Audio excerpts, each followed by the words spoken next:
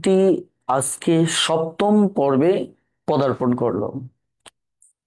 আর সুখবর হচ্ছে আজকের পর্বের মধ্য দিয়ে, অর্থাৎ ঠিক এখনকার পর্বের মধ্য দিয়ে আমাদের এই ধারাবাহিকটি শেষ হচ্ছে। অর্থাৎ এখনকার অংশে আমি আলোচনা করব মূলত জ্যামিতি নিয়ে, অর্থাৎ জ্যামিতি অংশ থেকে খাদ্য অধিদপ্তরের যে প্রশ্নগুলো আসছিল সেগুলোই এখন সমাধান করব। তো শুরুতে, প্রিয় শিক্ষার্থী ভাই বোনেরা, আপনারা একটু নিশ্চিত করবেন যে আমাকে স্পষ্টভাবে দেখতে পাচ্ছেন কিনা এবং একইভাবে শুনতে পাচ্ছেন কিনা। প্লিজ একটু দ্রুত কনফার্ম করুন। আমরা আমাদের মূল ক্লাসটি শুরু করতে চাই। জি, ওয়ালাইকুম আসসালাম রহমতুল্লাহ। আলহামদুলিল্লাহ, ভালো আছি।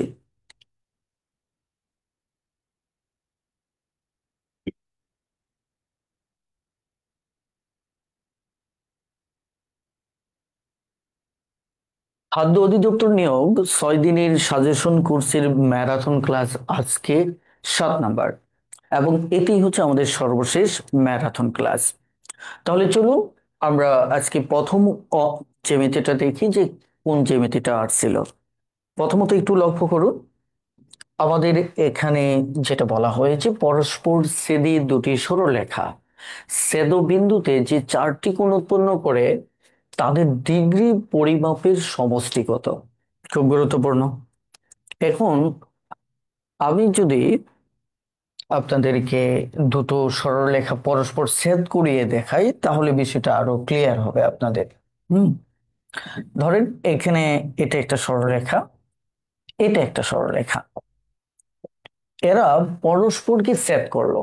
ঠিক আছে, এখন দেখেন এখানে 4টি কোণ উৎপন্ন হয়েছে, এই একটা কোণ, এই একটা কোণ, তাই না?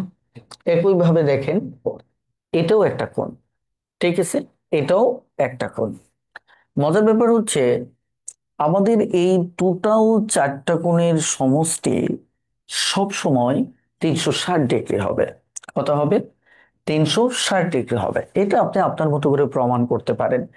যেমন আমরা যদি এটিকে সরলরেখা হিসেবে চিন্তা করি, এইটুকুকে যদি চিন্তা করি এবং যদি মনে করি এই সরলরেখার উপর এটি একটি, ধরেন এটা, এই রেখাটা সমদ্বিখণ্ডিত করছে, তাহলে সরলরেখার উপর যে দুটো কোণ সন্নিহিত কোণ উৎপন্ন হয় এদের যোগফল কত? 180 ডিগ্রি। এখন যদি আমি চিন্তা করি যে এই রেখাকে সামনে রেখে, তাই কিনা, এটিকে যদি চিন্তা করি তাহলে এখানে দুটো কোণের সমষ্টিও 180 ডিগ্রি।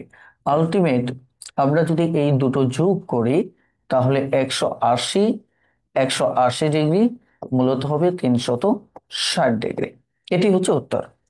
এখানে আরেকটি জিনিস আমরা একটু শিখি, যেটা কাজে দেবে অথবা আজকের পরীক্ষার প্রশ্নে আছে, সেটি হচ্ছে এই যে একটা কোণ আছে, হুম এই কোণ ঠিক তার বিপরীত পাশের কোণটাকে বিপ্রতীক কোণ বলে। আমি যদি কোণ দুটোর মান দিয়ে দিই, ভালো করে খেয়াল করেন, আমি ধরে নিলাম এটা 110, এটা হচ্ছে 70, তাহলে আলটিমেট এর বিপ্রতীক কোণ হচ্ছে এটা বিপরীত পাশে, আর এটা বিপ্রতীক কোণ হচ্ছে এটা। আর বিপ্রতীক কোণ দুটো সবসময় পরস্পর কি হয়? সমান হয়। এই তথ্যটুকু একটু মাথায় রাখবেন, আমাদের কাজে দিবে। তাহলে আমরা উত্তর পেলাম কত? 360 ডিগ্রি। আশা করি বুঝতে পেরেছেন। এবার আমরা ঠিক পরের অঙ্কটিতে যাব। 28 ডিগ্রি কোণের সম্পূরক কোণের পরিমাপ কত? আমাদের এই আহ, দুটো টাইপের প্রশ্ন প্রচুর পরীক্ষায় আসে। একটা হচ্ছে মূলত সম্পূরক কোণ, আরেকটা হচ্ছে পূরক কোণ। আমি প্রথমত প্রশ্ন অনুসারে যদি সম্পূরক কোণের কথাই চিন্তা করি, সম্পূরক কোণটা মূলত তৈরি হয়, দেখবেন একটা সরলরেখার উপর যখন দুটি সন্নিহিত কোণ থাকে। সন্নিহিত কোণ কি? ধরেন আমার এ বি একটা সরলরেখা, ধরেন ও পি একটা লম্ব, রাইট? লম্ব নাও হতে পারে। আমার কথা হচ্ছে এই যে যখন দুটো সন্নিহিত কোণ, এটার এটা সন্নিহিত কোণ তখনই হবে যখন দুটো কোণের একটা কমন বাহু থাকবে। তার মানে এই ওপি হচ্ছে একটা কমন বাহু।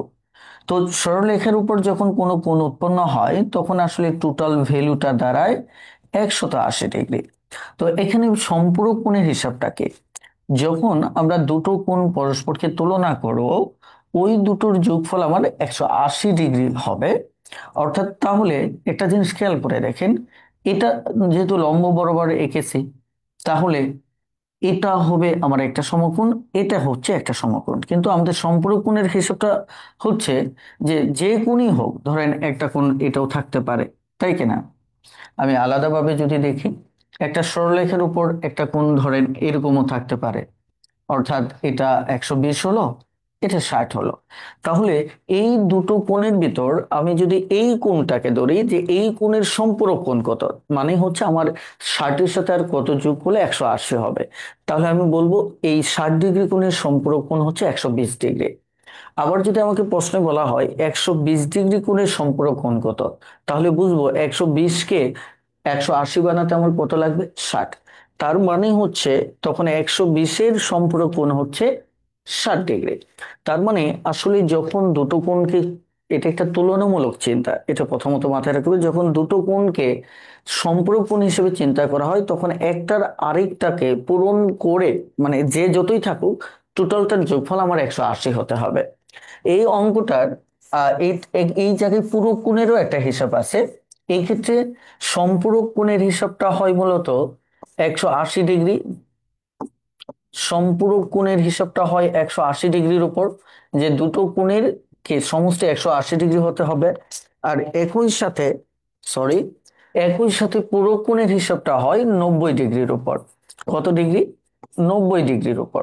তার মানে হচ্ছে এগুলো দুটোই তুলনামূলক আহ নাম, সম্পূরক পূরক। তার মানে আমি ধরে নিচ্ছি এখানে একটা 60 ডিগ্রি আছে, এখানে 30 ডিগ্রি আছে। এবার যদি আমি আপনাদেরকে বলি, ভালো করে খেয়াল করেন, এখানে আপনাকে বললাম যে 30 ডিগ্রি কোণের পূরক কোণ কত, তাহলে 30কে 90 ডিগ্রি বানাতে আমার আর কত লাগবে, 60 লাগবে। তার মানে হচ্ছে 30-এর পূরক কোণ হচ্ছে 60 ডিগ্রি। এবার যদি বলি 60-এর পূরক কোণ কত, 60কে 90 বানাতে কত লাগবে, 30 ডিগ্রি। তাহলে আমার 30 ডিগ্রি। এক্ষেত্রে আমাদের দুটো কোণের যেটাই দেওয়া থাক সেটা 90 ডিগ্রি থেকে বাদ দেব। যেমন আমি 60 ডিগ্রি কোণের পূরক কোণ চাইলে, তাহলে 60 বাদ দেব, থাকে কত, 30 ডিগ্রি। একইভাবে আবার যদি ধরেন এখানে যদি 60 ডিগ্রি কোণের সম্পূরক চাই, তাহলে আমাকে যেটা করতে হবে, 180 থেকে আমার 60কে বাদ দিতে হবে। তাহলে যেটি থাকবে সেটি হচ্ছে আমাদের উত্তর। আশা করি বুঝতে পেরেছেন। প্লিজ একটু কমেন্টে জানাবেন যে আপনারা বুঝতে পেরেছেন কিনা। ওকে, এবার 120 ডিগ্রি, তার মানে আমাদের উত্তর হবে কি, 60 ডিগ্রি। এগুলো আপনারা মুখে মুখেই বের করতে পারবেন। এবার দেখেন 37 ডিগ্রি কোণের বিপ্রতীপ কোণ কত। আমি কি বলছিলাম, বিপ্রতীপ কোণ দ্বয় পরস্পর সমান, পরস্পর সমান। এটি যদি 110 ডিগ্রি হয় তাহলে এটিও 110 ডিগ্রি হবে। এটি যদি ধরেন আমার 70 ডিগ্রি হয়, তাহলে এটিও আমার 70 ডিগ্রি হবে। ক্লিয়ার? এই হচ্ছে বিপ্রতীপ কোণ। তাহলে 37 আছে, তাহলে 37 আপনার সবসময় এক্ষেত্রেও বিপ্রতীপ কোণ 37 মানে কি, 37। তার মানে এটা তো আমার হিসাব করার কোনো দরকার নেই। এবার আসি, তাহলে ত্রিভুজের ক্ষেত্রফল নির্ণয়ের সূত্র কি। আমরা জানি যে কোনো ত্রিভুজ অঙ্কনের করার ক্ষেত্রে আমাদের একটা, এই ত্রিভুজের ক্ষেত্রে একটা সূত্র হচ্ছে আমাদের মূলত হাফ ইন্টু ভূমি ইন্টু উচ্চতা। এটাই হচ্ছে মূলত আমাদের সূত্র। আসলে এই কনসেপ্টটা টোটালি মূলত আমাদের চতুর্ভুজ থেকে আসছে। কারণ চতুর্ভুজের ক্ষেত্রে আমাদের দেখেন একটা ত্রিভুজ হয় তার অর্ধেক, একটা ত্রিভুজ হয় কি, দেখেন এই ক্ষেত্রে আমরা চতুর্ভুজের যে ক্ষেত্রফলটা জানি, দৈর্ঘ্য ইন্টু প্রস্থ, দৈর্ঘ্য ইন্টু কে, প্রস্থ। সেক্ষেত্রে যখন অর্ধেক নেওয়া হয় তখন আমাদের এই অর্ধেকটা জাস্ট এখানে কি করতে হয়, গুণ করতে হয়।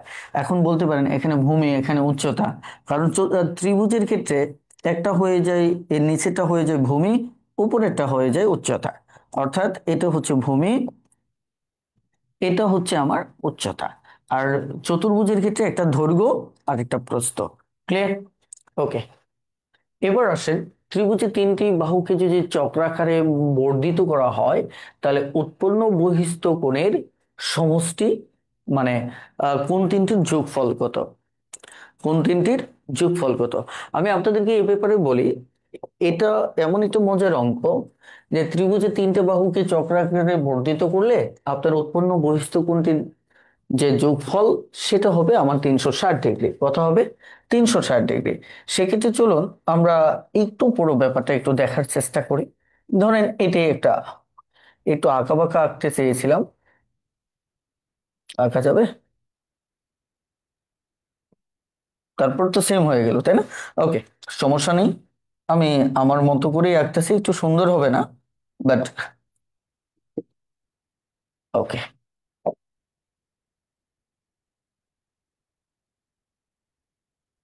ওকে, দেখেন এটা একটা ত্রিভুজ।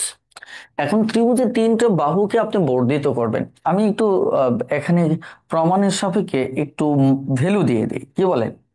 ধরেন এটি হচ্ছে কত ধরে নিব, সাপোজ ধরেন 95। ঠিক আছে, এটা হচ্ছে আমাদের 95, না আমি ধরে নিচ্ছি এটি হচ্ছে 100। ঠিক আছে, তাহলে আমার এটা ধরে নিচ্ছি আমি 50, এটা ধরে নিচ্ছি 30। তিনটা কোণের পরিমাপ আমি ধরে নিলাম, এটা আক্ষরিক ভাবে দেখেন না, আমি জাস্ট অনুমানমূলক ভাবে ধরে নিলাম। এটা হচ্ছে অন্তস্থ কোণ, তিনটা অন্তস্থ কোণ। এখন আমরা যেটা করব, এই ত্রিভুজের বাহুগুলোকে চক্রাকারে বৃদ্ধি করব। বৃদ্ধি করার সাথে সাথে আমরা কি পাচ্ছি দেখেন, এইভাবে বৃদ্ধি করব, একইভাবে এটা এইভাবে বৃদ্ধি করব। তাহলে আমাদের কাজ হচ্ছে, এখানে এটা একটা সরলরেখা তৈরি হয়ে গেল।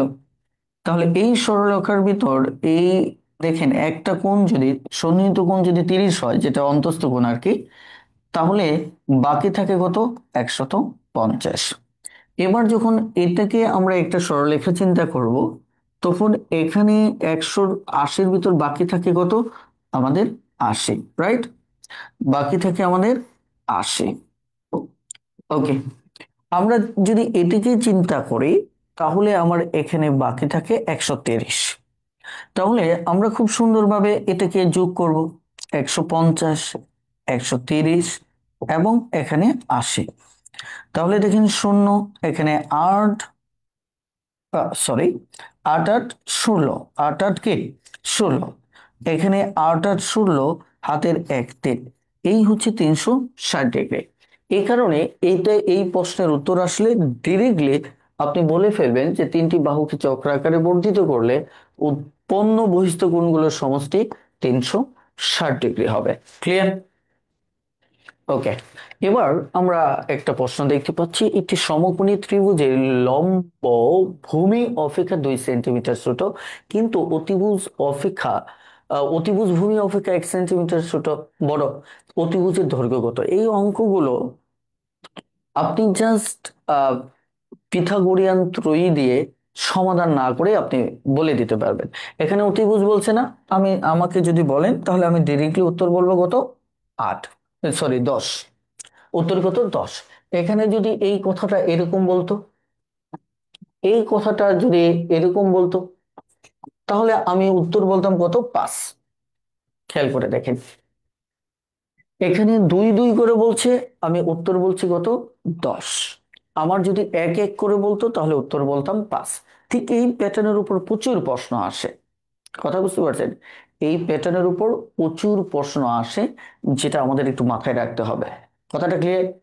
আবার যদি ধরেন এখানে 3 3 করে বলতো, 3 3 করে, তাহলে আমি উত্তর দিতাম 15। ক্লিয়ার? কেন? চলুন আমরা কারণটা একটু ব্যাখ্যা করি। কারণটা হচ্ছে, পিথাগোরিয়ান ত্রয়ীর একটা বিখ্যাত ত্রয়ী হচ্ছে 3 4 5। পিথাগোরিয়ান ত্রয়ী বলতে তাদেরকেই বোঝানো হয় যে ত্রিভুজের তিনটা বাহুর এমন মান, যে মানগুলো অবশ্যই সমকোণী ত্রিভুজকে নির্দেশ করে। তাহলে যেহেতু তিনটা মান ফিক্সড, এই তিনটা মান আসলেই সেটা সমকোণী ত্রিভুজ হতে বাধ্য। তো সেই জায়গা থেকে বিখ্যাত একটা ত্রয়ী হচ্ছে 3 4 5। এর উপর ভিত্তি করে বিসিএস থেকে শুরু করে অসংখ্য শত শত পরীক্ষায় মূলত কি প্রশ্ন আসছে। যেমন এখানে আমি যে বলছিলাম 1 1 করে পার্থক্য, সেটা কারণ ছিল এটি। কারণ এটা হচ্ছে, বড়টা হচ্ছে অতিভুজ, বড়টা হচ্ছে কি অতিভুজ।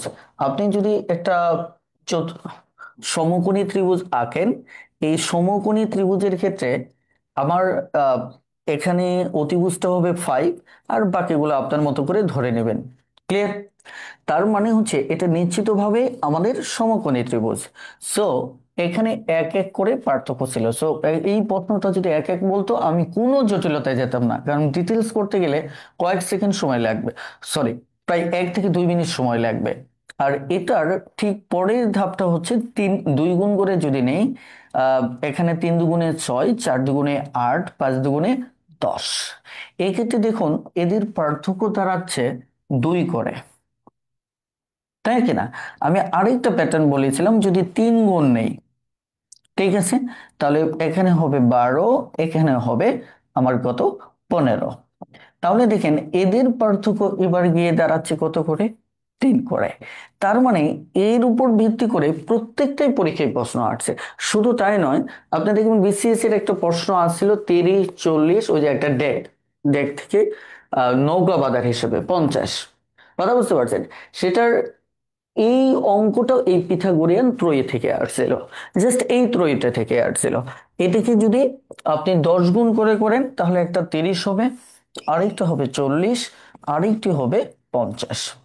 আমি আপনাদের বলে রাখি, এই পিথাগোরিয়ান ত্রয়ী নিয়ে বাংলাদেশে যত বই থাক, আমার বইটাতে সর্বপ্রথম এটা নিয়ে একটা বিন্যস্ত এবং বিস্তারিত একটা ছক তৈরি করেছি।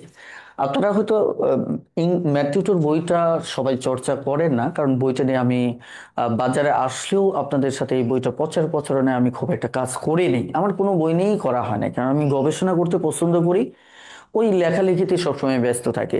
কিন্তু এই প্রথম আমি পাবলিকলি বই, আমার কোর্স, অন্যান্য বিষয়ের প্রচারণায় আসছি, যে আমাকে দেখাতে হবে আসলে আমি কি জানি বা আমি কি লিখেছি, না হলে আপনি তো নিজ থেকে এটা জানবেন না। এই পিথাগোরিয়ান ত্রয়ী 2022 সালে এই ছকটা আমি এখানে বিস্তরভাবে এবং বিন্যস্তভাবে সাজিয়েছি ত্রিভুজ অধ্যায়ে, যেখানে এই ত্রয়ীগুলো আপনি মানে 2-4 মিনিট সময় দিলেই শত শত অঙ্ক কোনো ক্যালকুলেশন ছাড়াই আপনি সমাধান করতে পারবেন। সো এটা কিন্তু একটা দারুণ একটা মানে কি বলে ম্যাজিক্যাল চার্ট। এই ম্যাজিক্যাল চার্টটা আপনারা ম্যাথ টিউটর বই থেকে দেখে নিতে পারেন। এখন আসুন, আমি এই অঙ্কটা তাহলে এই টাইপের যত অঙ্ক আসুক ইনশাল্লাহ আমরা সমাধান করতে পারবো। ক্লিয়ার? আশা করি বুঝতে পেরেছেন। এবার আসেন, আমরা দুটি সরলরেখা পরস্পর ছেদ করলে কয়টি কোণ তৈরি হচ্ছে। এখন দুটি সরলরেখা পরস্পর যদি ছেদ করে, এটা কিন্তু আমরা আগেই বলেছি তাই না? এখানে দেখেন দুটো পরস্পর যদি ছেদ করে, ধরেন এই জায়গায় 1 নাম্বার, 2 নাম্বার, 3 নাম্বার, 4 নাম্বার, 4টা কোণ তৈরি করবে, রাইট? তাহলে উত্তর হচ্ছে 4। একটি ত্রিভুজের 3টি বাহুর দৈর্ঘ্য, এই যে দেখেন তো, খেয়াল করে দেখেন, 3, 4, 5, এই পাশাপাশি দুটো অঙ্ক আসছে, 3, 4, 5। তাহলে ক্ষেত্রফল কত? ক্ষেত্রফলের সূত্র কি? হাফ ইন্টু ভূমি ইন্টু উচ্চতা। দেখেন, আপনি এই ত্রয়ীটা আপনাকে কিভাবে হেল্প করবে, এই সূত্র আপনার লিখতে হবে না। কেন লিখতে হবে না? কারণ আপনি জানেন এটা অতিভুজ, তার মানে বাকি দুটো হচ্ছে একটা ভূমি একটা উচ্চতা। তাহলে আপনি কি করবেন, জাস্ট এখানে 3, 4, তাহলে কত, 6। ক্লিয়ার? ওকে।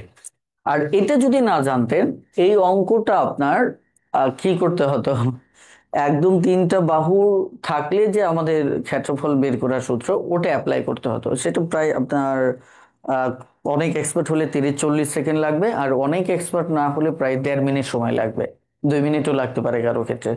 তাহলে দেখেন, কিছু তথ্য যদি আপনার লাইফটাকে রিল্যাক্স করে, তাহলে ওই তথ্যটা আপনি কেন নেবেন না, সেটা নেওয়া উচিত।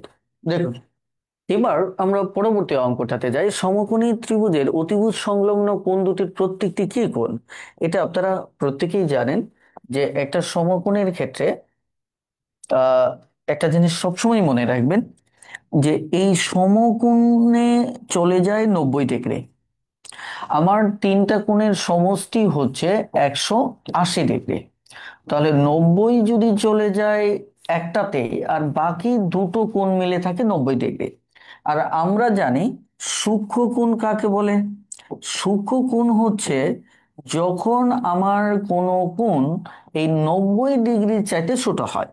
তখন সেটি সূক্ষ্মকোণ। তাহলে বাকি দুটো কোণকে যেভাবেই ভাগ করেন না কেন, তাহলে এই দুটো সূক্ষ্মকোণ হবে। এই কারণে সমকোণী ত্রিভুজের একটা কোণ যদি, যেহেতু সমকোণ, বাকি দুটো সূক্ষ্মকোণ হতে বাধ্য। এটা দুটো সমকোণের ক্ষেত্রে না। আপনি দেখেন স্থূলকোণের ক্ষেত্রেও এই কথাটা একদম ব্যাপকভাবে সত্য। কথা বুঝতে পারছেন? কারণ এখানেও একই অবস্থা।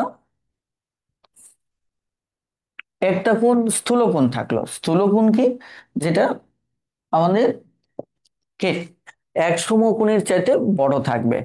ধরেন এটা 100 থাকলো, তাহলে 180 ডিগ্রি থেকে আমার যদি 100ই চলে যায় একটাতে, আর থাকবে কয়টা?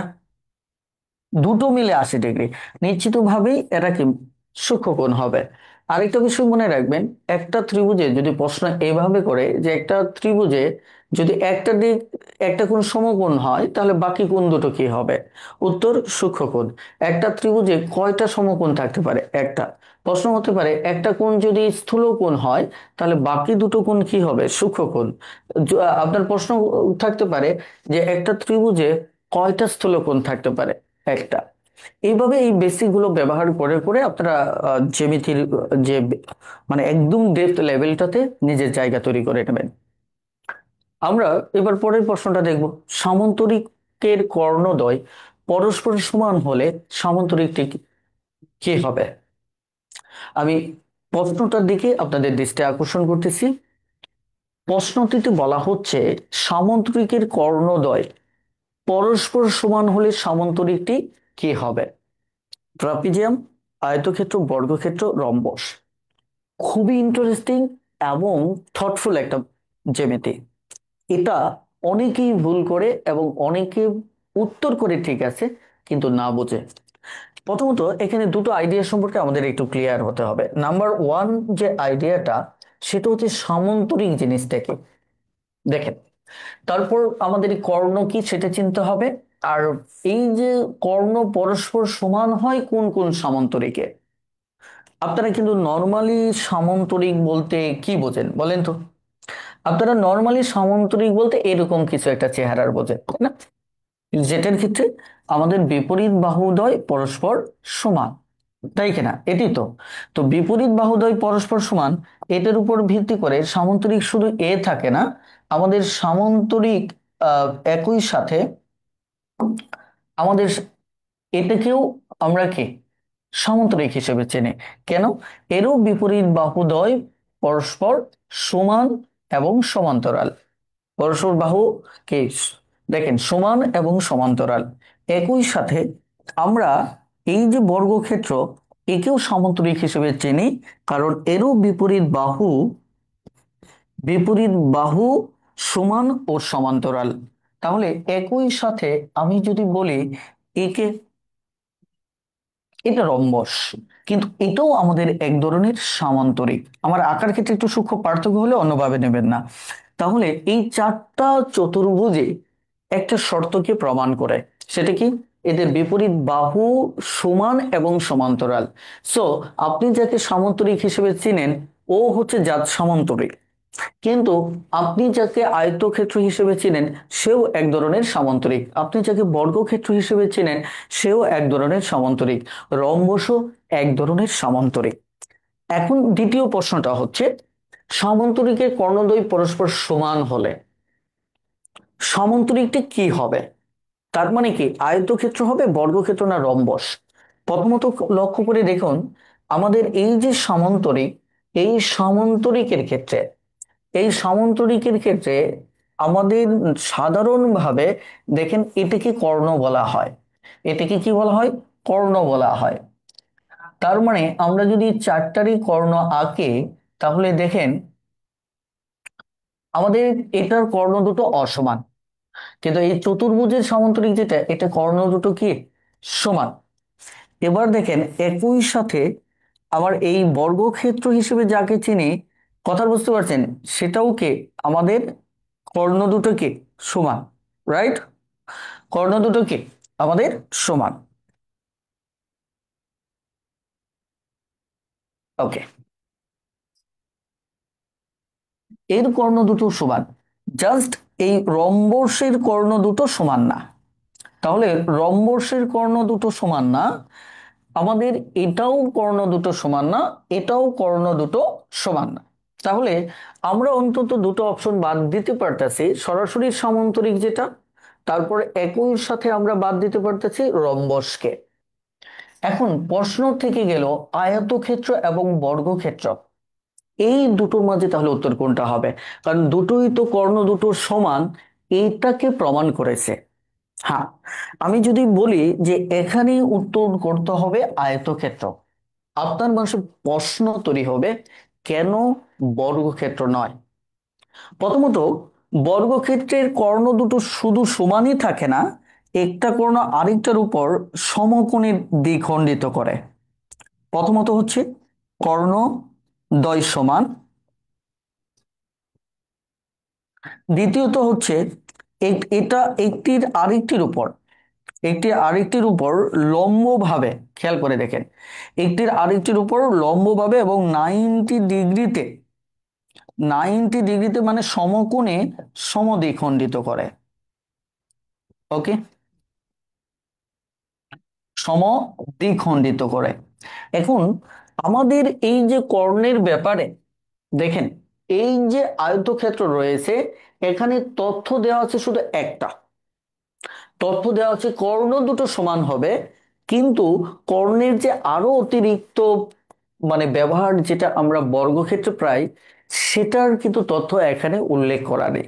আছে বলেন, তার মানে এইটুকুর উপর ভিত্তি করে আমি বর্গক্ষেত্রকে দাগাতে পারি না, এইটুকুর উপর ভিত্তি করে আমরা কেবলমাত্র আয়তক্ষেত্রকে দাগাতে পারি। কারণ এই আয়তক্ষেত্রের কে কর্ণদ্বয় পরস্পর সমান, আর যেহেতু শর্ত যদি আরো সূক্ষ্ম শর্ত থাকতো তাহলে এটা দাগাতাম। এখন যদি এটা দাগাই, এইটা হয়ে যাবে বর্গক্ষেত্র। আর বর্গক্ষেত্র যদি হয়, যেহেতু আমি শর্ত কম ছাড়া দাগাচ্ছি, তাহলে তো এটার সাথে একটা বিশাল দ্বন্দ্ব তৈরি হয়ে যাচ্ছে। কারণ আমি বললাম এটা, আপনি উত্তর দিবেন এটা, কিন্তু যেহেতু অতিরিক্ত শর্ত প্রশ্নে নেই, আমি এটা দাগালে আপনি এটা বুঝবেন না, কারণ ডিরেক্টলি এটাকেই বুঝবেন। এই কারণে বর্গক্ষেত্রের অতিরিক্ত শর্ত থাকার কারণে আমরা যা তথ্য দিয়েছে, এই সীমাবদ্ধ তথ্যের আলোকে আমরা আয়তক্ষেত্রকে দাগাবো। এই হচ্ছে এই প্রশ্নের সিক্রেট। এরকম গণিতের নানা সিক্রেট রয়েছে, বেসিক রয়েছে। আপনারা বেসিক বলতে কি বুঝেন সেটা একটু প্রশ্ন সাপেক্ষ ব্যাপার। এজন্যই বলছি, কারণ বাংলাদেশে আমরা শিক্ষক মেন্টর হিসেবে যারা বেসিক শেখায়, সেই বেসিকগুলোর অনেক গেপ আছে। কেউ শর্টকাটকে বেসিক হিসেবে চালাচ্ছেন অথচ বেসিকের পক্ষে আন্দোলন করেন, আবার কেউ শর্টকাটকেও সরাসরি শর্টকাট বলে চালিয়ে দিচ্ছেন, ঠিক আছে, কিন্তু সেটার বেসিকটা জানেন না। এই দুটো মূলত একই সূত্রে গাঁথা। আমাদের এই আইডিয়াগুলো বুঝতে হবে এবং গণিতের চিন্তার যে গভীরতাটাকে এটিকে আরো গভীর করতে হবে। তবেই গণিতের যে সত্যিকারের বেসিকের জয়, সেটিতে আমরা জয়লাভ করব। আশা করি বুঝতে পেরেছেন। প্লিজ, প্লিজ একটু আমাকে কমেন্টে জানান যে আপনারা বুঝতে পেরেছেন কিনা।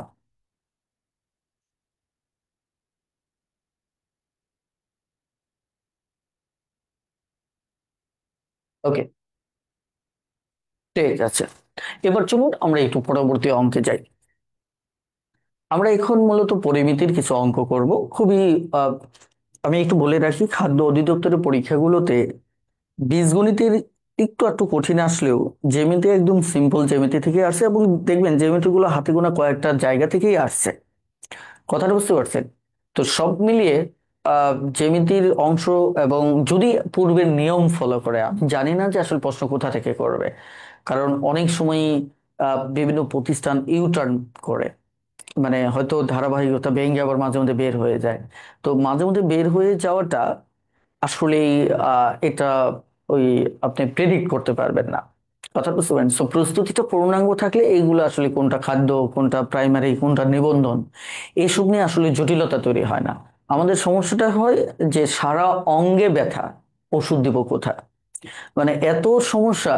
সেখানে আসলে ছোট ছোট চাকরির প্রস্তুতি নিতে গিয়ে আমরা ভুল করে থাকি। এই সত্যটা আমি যদিও এমন একটি ক্লাসে আপনাদের সাথে শেয়ার করতেছি, যেটিকে আমি সাজেশন ক্লাস হিসেবে, ম্যারাথন ক্লাস হিসেবে বলেছি, কিন্তু প্রিভিয়াস কোশ্চেন আপনাকে প্রশ্ন সম্পর্কে একটা ধারণা দিবে মাত্র, কিন্তু প্রিভিয়াস কোশ্চেন্স এর উপর প্রস্তুতি শুধু, সেটা আপনার চাকরির জন্য এনাফ না।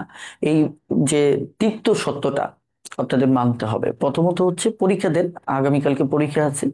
দেন আপনারা ফুল A to Z গণিত শেখার একটা মানসিক প্রস্তুতি নেন। আপনারা চাইলে আমার কোর্সেও আসতে পারেন, অন্য স্যারের কোর্সেও যেতে পারেন, যাকে ভাল লাগে। শুনেন, এই ব্যাপারগুলো আমাদের একটু উদার হতে হবে। ধরেন আমি কোর্স করাই, অন্য স্যারও কোর্স করায়, আরেকজন কোর্স করায়, সবাই ভালো। সবাই ভালো কি অর্থে বলতেছি? কারণ প্রত্যেকটা শিক্ষার্থীর ধারণ ক্ষমতা আলাদা। যার যার ধারণ ক্ষমতা অনুসারে প্রিয় শিক্ষক আলাদা হবে। কথা বুঝতে পারেন? কারণ দেখেন, আপনি ব্যক্তিগত জীবনে আপনারা পাঁচজন বন্ধু যদি একসাথে বসেন, কেউ দেখবেন যে ফোক গান পছন্দ করে, কেউ ভাটিয়ালি পছন্দ করে, কেউ মরমী গান পছন্দ করে, কেউ পল্লী গীতি পছন্দ করে, কেউ আবার গজল পছন্দ করে। খেয়াল করে দেখেন, তার মানে হচ্ছে মানুষ তো একটাই, কিন্তু পছন্দের যে জায়গাটা, এটা কিন্তু ভিন্ন ভিন্ন। আমরা এই জায়গায় একটা পয়েন্টে আনতে চাই যে আমি ভালো বোঝাই, তার মানে সবাই আমার কাছে আসবে, এটা ভুল কথা। কারণ আমি যা বোঝাই এটা আপনার সাথে সেট নাও হতে পারে। আবার অন্যজন যে, যাকে আপনি, মানে আমি খারাপ বলতেছি, আমরা তো আসলে ইদানিং মেন্টররা একজন আরেকজনকে খারাপ বলি, ছাত্ররা বলার আগে আমরা বলি। তো আমি যাকে খারাপ বলতেছি সে আবার দেখে যাচ্ছে অনেক শিক্ষার্থীর কাছে প্রিয় স্যার। কেন? কারণ তার কথাটা তার সাথে মেলে। এটার একটা সাইকোলজিক্যাল ব্যাকগ্রাউন্ড আছে, এটা আমি এখানে বলছি না। কেন মানে চয়েস ভিন্ন ভিন্ন হয়, যে একই, মানে স্পষ্টভাবে একজন শিক্ষক বেসিক পড়াচ্ছে না, তারপরেও সে জনপ্রিয় হতে পারে। এটা ডিপেন্ড করে তার অডিয়েন্স সেগমেন্টটা কি। কথা বুঝতে পারছেন? সো মানুষের এই জায়গাটা আমাদের একটু বুঝতে হবে, তাহলে কারোর ব্যাপারে খুব থাকবে না। আপনারা যে কাজটা করেন, কাউকে যদি ভালো না লাগে, তাহলে সঙ্গে সঙ্গে যে কাজটা করেন এই খারাপ, আসলে এই খারাপ না। প্রত্যেকেই যার যার অবস্থান থেকে একটা ইউনিকনেস থাকে। কথা বুঝতে পারছেন? এই কারণে আপনি গণিত শিখবেন, এটা হচ্ছে সুখবর, এর জন্য আমি আপনাকে অভিনন্দন জানাতে পারি। কিন্তু কার কাছে শিখবেন, এটা হচ্ছে ইটস ইউর চয়েস। আপনি চয়েস করবেন, কিন্তু আপনাকে যে গণিত শিখতে হবে ওই ব্যাপারে আমি আপনাকে বাধ্যবাধকতা দিতে পারি যে গণিত ছাড়া দৌড়ায়েন না, লাভ নাই। মানে ওই জ্বরে বক বক মরার যে গল্প বা স্বপ্ন, এটা কেরিয়ারে সাধারণত হয় না। হঠাৎ করে কারোর ক্ষেত্রে হলেও সেটা হচ্ছে একান্তই ভাগ্যের ব্যাপার। সো আপনাকে আপনার জায়গা থেকে গণিত শিখতে হবে। এই গণিত শিখার আহ্বানের ক্ষেত্রে আমি আপনাকে স্বাগতম জানাই। বাট কার কাছে শিখবেন এটা হচ্ছে আপনার চয়েস। কথা বুঝতে পারছেন? কারণ একটা জিনিস প্রবলেম হচ্ছে যে আমি গণিতের সচেতনতা তৈরির ব্যাপারে অনেক বেশি কাজ করতে চাই, কিন্তু প্রবলেমটা হচ্ছে আমার গণিতের উপর কোর্স আছে, বই আছে। এখন যদি আমি গণিতের গুরুত্ব নিয়ে কথা বলতে চাই, তাহলে ওই অডিয়েন্স হিসেবে আপনাদের মাঝে এক ধরনের কি সন্দেহ তৈরি হয়ে যায়। আমি যখন বলি একটা বেসিকের ভালো বই পড়েন, সেটা আমার বই যে হবে ব্যাপারটা তো এমন না, অন্য বইও হতে পারে। কিন্তু যখনই আমি ভিডিওর শুরুতে যদি বলি, শর্ট ভিডিওর ক্ষেত্রেও আমি দেখেছি যে আপনারা গণিতে দক্ষ হন, একটা ভালো বই পড়েন, তখন দিন শেষে সে কিন্তু ওই কথার গুরুত্ব না বুঝে তার চিন্তা চলে যায় আইসে বই বিক্রি করবে। আবার যদি একই সাথে এই মাত্র বললাম যে আপনি গণিত থেকে শিখেন, এটা চিরন্তন সত্য। কিন্তু আপনার, আমি বলছি না, আপনার অনেকের ক্ষেত্রে ধারণা হচ্ছে এখন কোর্সের বিজ্ঞাপন দেবে। এই ধারণাগুলো থেকে বের হয়ে আসেন, আপনার সমস্যা ফাইন্ড আউট করে ওই কথাটা যার সাথে মিলবে ওটাই আপনার কথা। কথা বুঝতে পারছেন? এই জায়গাগুলো থেকে যদি বের হতে না পারেন, এই চিন্তা যে এই কুয়োর ব্যাঙ কখনোই কিন্তু কুয়োর বাইরে যেতে পারে না, ফিলোসফিতে কিন্তু এটা একটা গুরুত্বপূর্ণ ফ্যাক্ট, যুক্তি। কেন সে একটা কুয়ার ব্যাঙ লাফাচ্ছে কিন্তু কুয়োর বাইরে যেতে পারে না? কারণ সে পৃথিবীটাকে ওইটুকু কল্পনা করে নিয়েছে, এর বাহিরে আউট অফ দ্য বক্সে যে পৃথিবী, পুরো পৃথিবী পড়ে আছে, এটা সে চিন্তা করে না। তো আমরা সবসময় যুক্তির ফাঁদে, নিজেদের যুক্তির ফাঁদে নিজেরা আটকা পড়ে। এই যুক্তির ফাঁদ থেকে আপনাকে বের হতে হবে। যদি না হতে পারেন, তাহলে প্রত্যেকটা কথাই মনে হবে আপনার এগেনস্টে। আপনাকে ছোট্ট একটা কাজ করবেন যে কোনো কিছু করার ক্ষেত্রে, মানে প্রফিট এন্ড লস অ্যানালাইসিস করবেন। আপনি যেই কথা বলুন, বলতেই পারে ওটা তো সত্যও হতে পারে, মিথ্যাও হতে পারে, আপনি প্রফিট এন্ড লস ক্যালকুলেশন করবেন যে আসলে এই কথাগুলোর ভিতরে কোনটা আমার প্রফিটে আসে। নট যে বলতেছে তার প্রফিট নিয়ে আপনার ভাবা দরকার নাই, আপনার প্রফিট দেখেন, আপনার বিজনেসে তো প্রফিট হচ্ছে কিনা। ওকে, ঠিক আছে, একটা কোর্স আছে, এই কোর্সটা উনি যতই ভালো বলুক ওটা ফ্যাক্ট না। ফ্যাক্ট হচ্ছে আমার ক্ষতি আনে কি আসতেছে, লাভ আসতেছে নাকি ক্ষতি আসতেছে, আমার নেট প্রফিটটা কি আসতেছে। এটা যদি নেট প্রফিট আসে, ইটস ওকে। আবার প্রফিট আসতেছে কিন্তু নেট প্রফিট জিরো, সব বাদ দিয়ে জিরো। তার মানে উনি যতই ভালো পড়াক এটা আপনার জন্য না। এইভাবে ক্যালকুলেশন করবেন, তাহলে যুক্তির ফাঁদে আপনি আটকা পড়বেন না। না হলে যখন দেখেন আমি ম্যাথ নিয়ে এক যুগ কাজ করেছি, ইংলিশ নিয়ে কাজ করছি, তো আমি কথা বলতে গেলে আমার প্রথম কাজই হবে কি, গণিত ইংলিশ নিয়ে কথা বলা। আর এটাও সত্য, বাংলাদেশের প্রায় অধিকাংশ চাকরিতে আপনারা ব্যর্থ হচ্ছেন গণিত ইংলিশের কারণে। কিন্তু এই কথাটা অন্যজন বললে আপনি ভালো করে নেবেন, আমি বললে নেবেন না, কারণ আমার কথার আগে আপনার ওই দাম্ভিকতা কাজ করবে যে ভাই তো কোর্স বিক্রি করতে আসছে, স্যার তো কোর্স বিক্রি করতেছে, স্যার তো বই বিক্রি করবে, মানে দিন শেষে কি করবে এটা নিয়ে আপনি চিন্তা করবেন, কিন্তু আপনার লাভ ক্ষতি কিন্তু আপনি অ্যানালাইসিস করতেছেন না। This is ego. আর বাঙালিদের এই ইগোর পরিমাণটা অনেক মারাত্মক লেভেলে। কথা বুঝতে পারছেন? ওকে, থ্যাংক ইউ। এই অঙ্কটা আমরা একটু দেখব। একটি আয়তকার ঘর, একটি আয়তকার ঘরের দৈর্ঘ্য প্রস্থের, ধরে এরকম একটা আয়তঘর আছে। এই আয়তকার ঘরের দৈর্ঘ্য খেয়াল করে দেখেন, প্রস্থের এত গুণ, এর ক্ষেত্রফল দেওয়া আছে, তাহলে আমার পরিসীমাটা কত হবে? পরিসীমা বলতে এখানে যেটা জানতে চাইছে, এই যে দৈর্ঘ্যটা আছে, এই যে আমার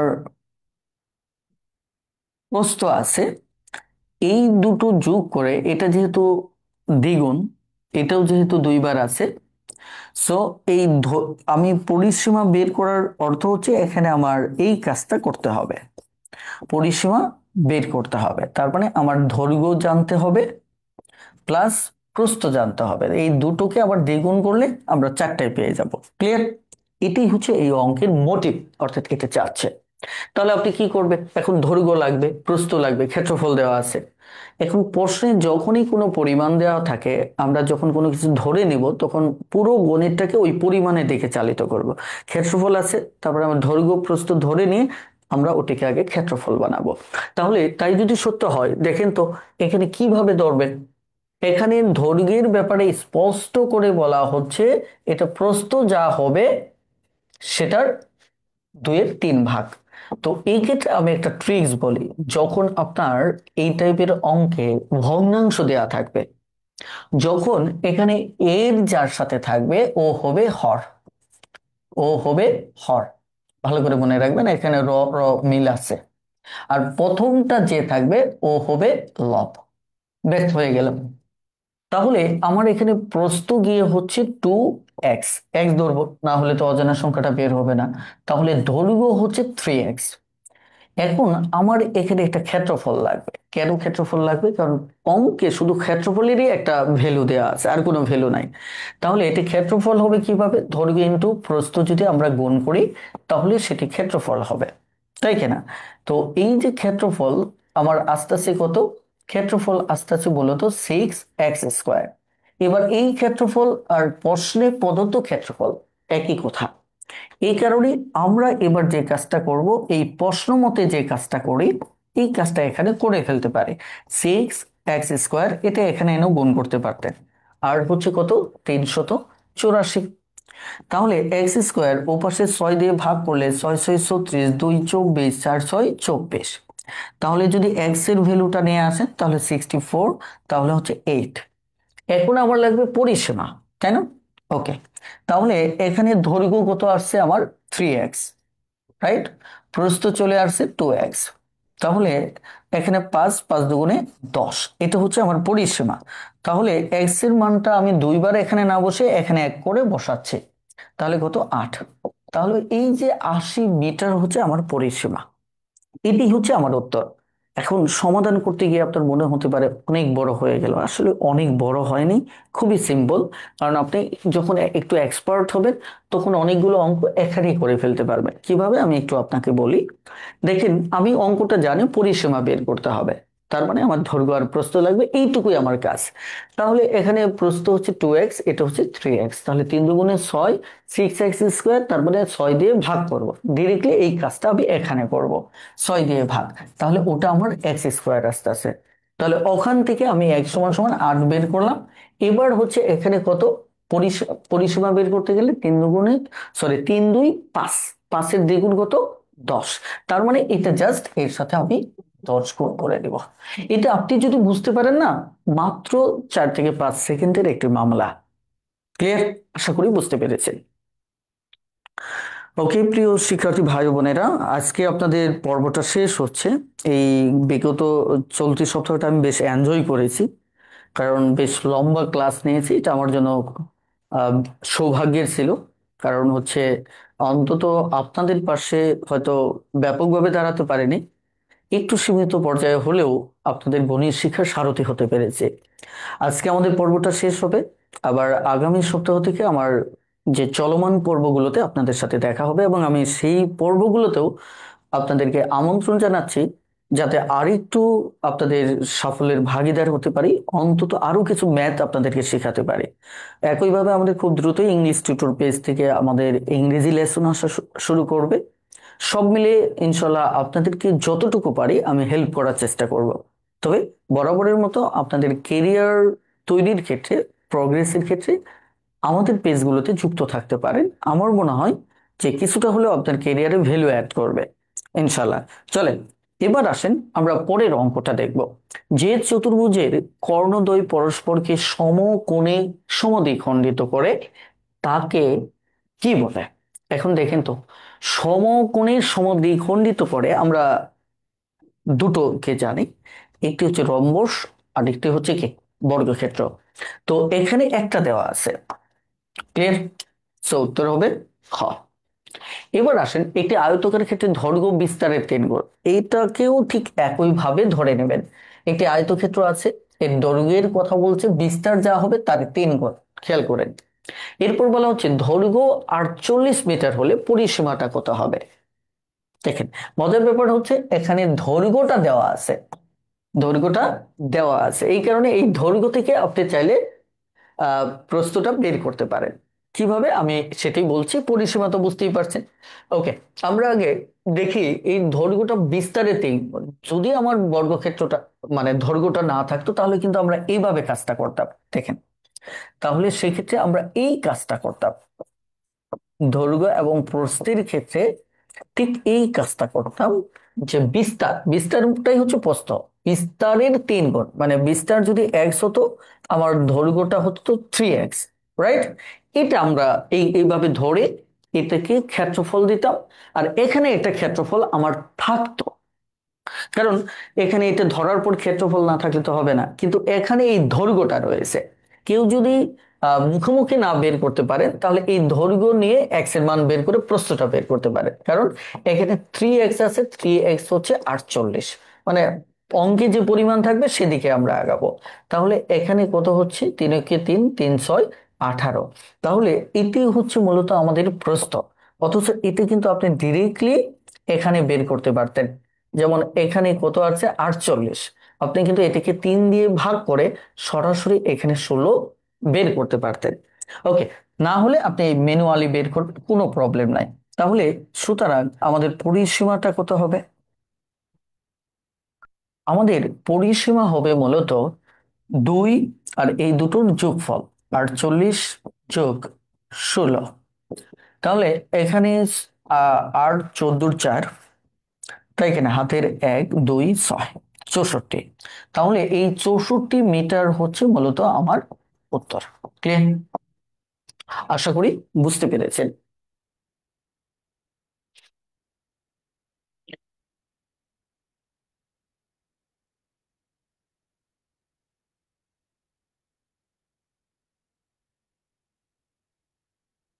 দেখেন, যে চতুর্ভুজের বাহুগুলো পরস্পর সমান, বাহুগুলো পরস্পর সমান কিন্তু কোণগুলো সমকোণ নয়।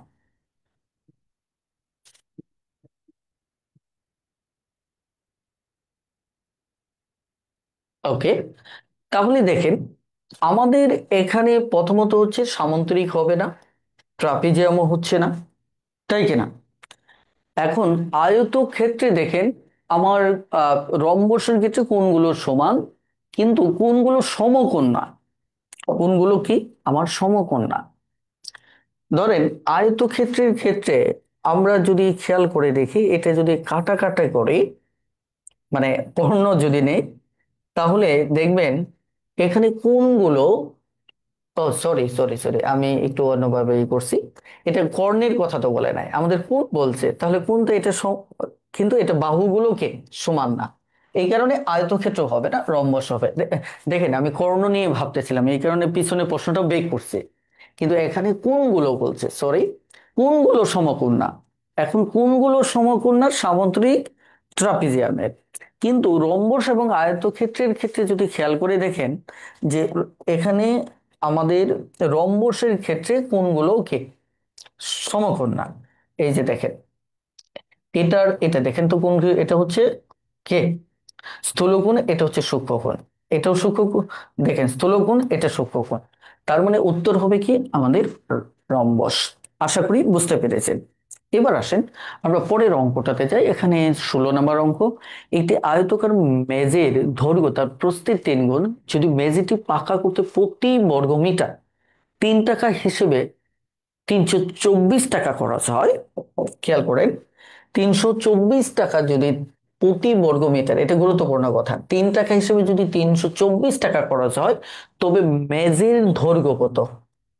এই টাইপের অঙ্কে আমি একটা কথা বলি যে আগের মতোই দৈর্ঘ্য প্রস্থের ব্যাপারে তথ্য দেওয়া আছে, যেটা আমাদের ধরে নিতে হবে। এখন আমরা যে আগের অঙ্ক দেখলাম, সেখানে একটাতে ক্ষেত্রফল দেওয়া ছিল, আরেকটাতে আমার একটা দৈর্ঘ্য দেওয়া ছিল, প্রস্থটা বের করতে পারছে, মানে কোনো না কোনো আপনার পরিমাণ থাকতে হবে। কিন্তু দেখেন এখানে ডিরেক্টলি যে পরিমাণটা দিছে সেটা ক্ষেত্রফল হিসেবে দেয় না। ভালো করে খেয়াল করেন, সেটা কি ক্ষেত্রফল হিসেবে দেয় না, সে বলছে প্রতি বর্গমিটারে 3 টাকা হিসেবে এত টাকা খরচ হয়েছে। তাহলে দেখেন তো ক্ষেত্রফল কনসেপ্টটা কি মূলত, বলেন তো।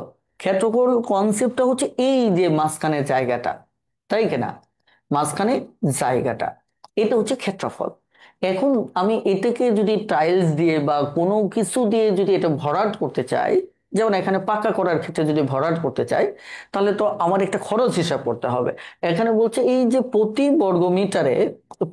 বর্গমিটার যদি আমি চিন্তা করি, এরকম একটা বর্গমিটারে তার খরচ হয়েছে মূলত কত, 3 টাকা। তাহলে আমার টোটাল বর্গমিটারে, খেয়াল করে দেখেন, আমার 3 টাকা খরচ করতে, 3 টাকা আমি খরচ করতেছি এরকম 1 বর্গমিটারে, রাইট? তার মানে কি এই যে 1 বর্গমিটারটা এই জায়গার জন্য একটা ক্ষেত্রফল। তাহলে আমি যদি এখানে ধরেন 1 টাকা খরচ করি, খেয়াল করে দেখেন, 1 টাকা খরচ করলে এত বর্গমিটার হবে। আমি যদি 324 টাকা খরচ করে, দেখেন তো, তাহলে আমার কত বর্গমিটার হচ্ছে, 324। একে যদি ভাগ করেন, দেখা যাচ্ছে না, একে যদি ভাগ করেন তাহলে কত হচ্ছে, খেয়াল করে দেখেন, এখানে 3×10=30, 3×6=18, তার মানে এত বর্গ মিটার। ভালো করে বোঝেন, তার মানে ব্যাপারটা কি দাঁড়ালো, ব্যাপারটা দাঁড়ালো এই টাইপের অঙ্ক প্রতি বর্গ মিটারে যদি দেওয়া থাকে, তাহলে তার ক্ষেত্রফল ডিরেক্টলি ওটা দিয়ে ভাগ করবেন, তাহলে ক্ষেত্রফলটা বের হবে। 324কে আপনি 3 দিয়ে ভাগ করবে, তাহলে আপনার কি ক্ষেত্রফলটা পাবেন। ক্লিয়ার? এবার কিন্তু আমাদের অঙ্কটা মূল জায়গায় চলে আসছে, আমার ক্ষেত্রফল দেওয়া আছে, তার মানে এবার দৈর্ঘ্য প্রস্থ ধরে নিয়ে এই ক্ষেত্রফলের সাথে আমরা তুলনা করব। ক্লিয়ার? তাহলে চলুন আমরা অঙ্কটা আগাতে থাকি। এবার লক্ষ্য করেন, এখানে দৈর্ঘ্য, আমাদের দৈর্ঘ্য হচ্ছে প্রস্থের 3 গুণ, তাহলে আমরা প্রস্থটাও ধরবো। প্রস্থ হচ্ছে এক্স, দৈর্ঘ্য হচ্ছে 3x। খেয়াল করে দেখেন, তাহলে এই ক্ষেত্রে ক্ষেত্রফল এই দুটো গুণ করলে 3x² হবে, যেটা 106-এর সমান। তাহলে 3x² সমান সমান 106 যদি হয়, তাহলে x² সমান সমান, এখানে 3×3=9, 6×6=36, তাহলে x সমান সমান আমার কত, 6। এটা হচ্ছে x এর মান। এখন চাইছে কি দৈর্ঘ্য, তাহলে দৈর্ঘ্য তো হচ্ছে আমার এটা, তাহলে দৈর্ঘ্য যেহেতু এটা, খেয়াল করে দেখেন, আমাদের এই জায়গা থেকে এটা হচ্ছে আমার কি দৈর্ঘ্য। তাহলে দৈর্ঘ্য আমি যদি বের করি 3x, তাহলে 3×6, তার মানে হচ্ছে কত, 18। তাহলে আমাদের উত্তর হচ্ছে মূলত 18। আশা করি বুঝতে পেরেছেন। প্লিজ। ও সরি, এখানে কিন্তু 300, ওকে, 3×10 = 40, 3×8 আসবে। 3×8, আমি এই পুরোটা আলোচনা করতে গিয়েও একই ভুল করছি। ওকে, 24, 3×10 = 30, 10, 3, 8 আসবে, ইয়েস। তাহলে এখানে আমার 3x, 3x, 3x, তাহলে 3 দিয়ে কাটলে 3×3 = 9, 9, 18। তাহলে ঠিক আছে, দেখেন, এই হচ্ছে মূলত আমাদের উত্তর। বলেন বুঝতে পেরেছেন কিনা? ক্লিয়ার? এইটুকু ক্লিয়ার কিনা? ওকে, দেখেন, আশা করি বুঝতে পেরেছেন। এবার আসেন আমরা আরো একটা অঙ্কে যাই। এই অঙ্কটা বেশ ইন্টারেস্টিং একটা অঙ্ক। এই কারণে ইন্টারেস্টিং, দেখেন তো, একটি বর্গাকার জমির এক পার্শ্ব মাপার সময় ভুলে 10% বেশি মাপা হয়। খেয়াল করে দেখেন, আপনি একটা পার্শ্ব মাপার সময় ভুলে 10%, মানে 100-র ভিতর 10 বেশি মাপে ফেলছেন। ক্ষেত্রফলের ক্ষেত্রে ভুলের পরিমাণটা কত শতাংশ? এটা কত শতাংশ চাইছে। আমরা যদি একটা কাজ করে, এটা যদি একটা বর্গক্ষেত্র চিন্তা করি, দেখেন তো, এটা যদি আমরা একটা বর্গক্ষেত্র চিন্তা করি, এটা মাপার সময় আমরা 10% বেশি মাপে ফেলছি। আমি এটাকে 100 ধরে নিলাম, সাপোজ, যেহেতু শতকরা হিসেবে। তাহলে এটা মাপার সময় এটা 10 হবে, এটা 10 হবে। তাহলে এই 10% বেশি মাপা মানে হচ্ছে, এটা ধরেন দুটো বাহু তো সেম। তাহলে এখানে স্পষ্ট বলছে ভুলের দৈর্ঘ্য 10%। এখানে দৈর্ঘ্য বলতে দৈর্ঘ্য প্রস্থ না, এটা হচ্ছে একটা বাহু। তার মানে এটাও 10% বাড়ছে, এটাও 10% বাড়ছে। তার মানে হচ্ছে আপনি এখানে মূলত, সরি, 10-এর, দেখেন, এটা কাটলে 10, তাহলে 10, 10 কত? 1। এটা আপনারা এমনি পাবেন। তার মানে এটার পরিবর্তে আপনি 11 মাপছেন, এটার পরিবর্তে 11 মাপছেন। তাহলে এই এই বাহু স্কোয়ার, এই দুটো গুণ করলে তাহলে নতুন একটা ক্ষেত্রফল আসবে। বলে আসবে কিনা? সেটা হবে 11, 11, 121। খেয়াল করে দেখেন, তার মানে ছিল হচ্ছে আপনার 100, ক্ষেত্রফল হয়ে গেল 121। তাহলে কত বেশি মাপছেন? ভুলের পরিমাণটা কত? আমার ভুলের পরিমাণ হচ্ছে 121 - 100। যেহেতু আমি 100 ধরে কাজ করছি, সো আলাদা করে আর শতকরা বের করার দরকার নেই। সো 21% আমরা ভুল করেছিলাম। আশা করি বুঝতে পেরেছেন।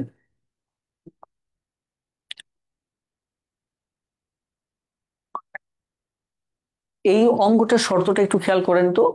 একটি আয়তক্ষেত্রের দৈর্ঘ্য প্রস্থ অপেক্ষা 4 মিটার কম, এর ক্ষেত্রফল 192 বর্গমিটার হলে পরিসীমাটা কত হবে? খেয়াল করে, এই যে অঙ্কটা, এর দৈর্ঘ্যটা বলছে প্রস্থ অপেক্ষা 4 মিটার কম। মানে সহজ কথা হচ্ছে যে, যদি প্রস্থ আমার এক্স হয়, তাহলে দৈর্ঘ্য, আহ আমরা করি, প্রস্থ 4 মিটার কম, যেহেতু দৈর্ঘ্যটা আমরা এক্স ধরি, যে ওইভাবে ধরতে পারবে, দৈর্ঘ্যটা এক্স। তাহলে প্রস্থটা গিয়ে দাঁড়াবে কত? x - 4। আর এটা যদি x+4 ধরতেন, এটা এক্স হতো, একই কথা। তাহলে এটা হচ্ছে মূলত এই অঙ্কের তথ্য অনুসারে আমরা পাচ্ছি। এরপর বলছে এর ক্ষেত্রফল 192। এখন তাহলে আপনাকে কি করতে হবে? ক্ষেত্রফল দেওয়া আছে, এটাকে ক্ষেত্রফল বানাবেন। এটা ক্ষেত্রফল বানাতে গেলে আপনার কি করতে হবে? এটা ক্ষেত্রফল বানাতে গেলে আপনার x × x - 4, এটা গুণ করে এর সাথে তুলনা করতে হবে। কিন্তু নিশ্চিত থাকেন, x², 4x আসা মানেই হচ্ছে এটাকে আপনার উৎপাদকে বিশ্লেষণ করতে হবে। আর উৎপাদকে বিশ্লেষণ যখন অঙ্কে করতে হয়, তখন কিন্তু আপনার একটা মিডল ফ্যাক্টর করতে হয়। ওই মিডল ফ্যাক্টর করতে গিয়ে এটাকে আবার উৎপাদকে বিশ্লেষণ করতে হয়, কারণ ওটা কত কত ভাঙাবেন এটা বোঝার জন্য। এই টাইপের অঙ্কে এই সমীকরণে যাবেন না। না গিয়ে, যেহেতু আপনার উৎপাদকে বিশ্লেষণই আসবে, 192-কে সরাসরি উৎপাদকে বিশ্লেষণ করেন। করলে কি হবে? 9 × 2 = 18, 6 × 2 = 12, এখানে কত? 4 × 2 = 8, 8 × 2 = 16, এখানে কত? 2, 4, এখানে কত? 12, এখানে কত? 6, এখানে কত? 13। এখন এগুলো এমন ভাবে আপনি একটু গুণ করেন যাতে এই দুটোর পার্থক্য 4 হয়। ক্লিয়ার? 2 দুগুণে 4, 4 দুগুণে 8, ওকে। 8 দুগুণে 16, 2 দুগুণে 4, 3 4 12, এখানে আসতেছে 12, এখানে আসতেছে 16। দেখেন, আমরা মনে হয় সঠিক জিনিসটা পেয়ে গেছি। এই দুটোর পার্থক্য আপনি যদি খেয়াল করেন, পার্থক্য হচ্ছে কত? 4। এখানে অঙ্কে তাই বলছে 4। তাহলে স্বাভাবিকভাবে এখানে চাইছে কি? পরিসীমা। পরিসীমা। তাহলে পরিসীমা যেহেতু চাইছে, এই দুটো যোগ করে দ্বিগুণ করতে হবে। তাহলে এই দুটো যদি যোগ করে 16 আর 12 যোগ করতে হবে, তাহলে এখানে কত? 8, আর এখানে হচ্ছে 2। তাহলে এটাকে যদি আমরা দ্বিগুণ করি, তাহলে আমাদের কত হবে? 8 দুগুণে 16, 6 2 দুগুণে 4, 5, 56। এই 56 মিটার হচ্ছে আমাদের উত্তর। ঠিক আছে না? ওকে। এবার 19 নম্বরটা। এখানে বলছে দুটি সুনির্দিষ্ট বিন্দু দিয়ে অঙ্কিত সরলরেখা হবে কয়টা? দেখেন, এটা একটা গুরুত্বপূর্ণ তথ্য এই কারণে, কারণ আপনি এখানে 2 টাইপের প্রশ্ন হয়। দুটি বিন্দু দিয়ে কয়টা সরলরেখা আঁকা যাবে? এক্ষেত্রে একটা, এক্ষেত্রে একটা। ক্লিয়ার? আর যদি বলে দুটি বিন্দু দিয়ে মানে কয়টা বৃত্ত আঁকা যাবে, এটা আমি এর আগে দেখিয়েছিলাম। কয়টা বৃত্ত আঁকা যাবে, কথা বুঝতে পারছেন কিনা? দেখেন, এটা হচ্ছে অসংখ্য। এটা হচ্ছে কি? এইভাবে আঁকবেন আর কি, বুঝলেন? এটা হচ্ছে অসংখ্য, বৃত্তের ক্ষেত্রে হইতেছে অসংখ্য।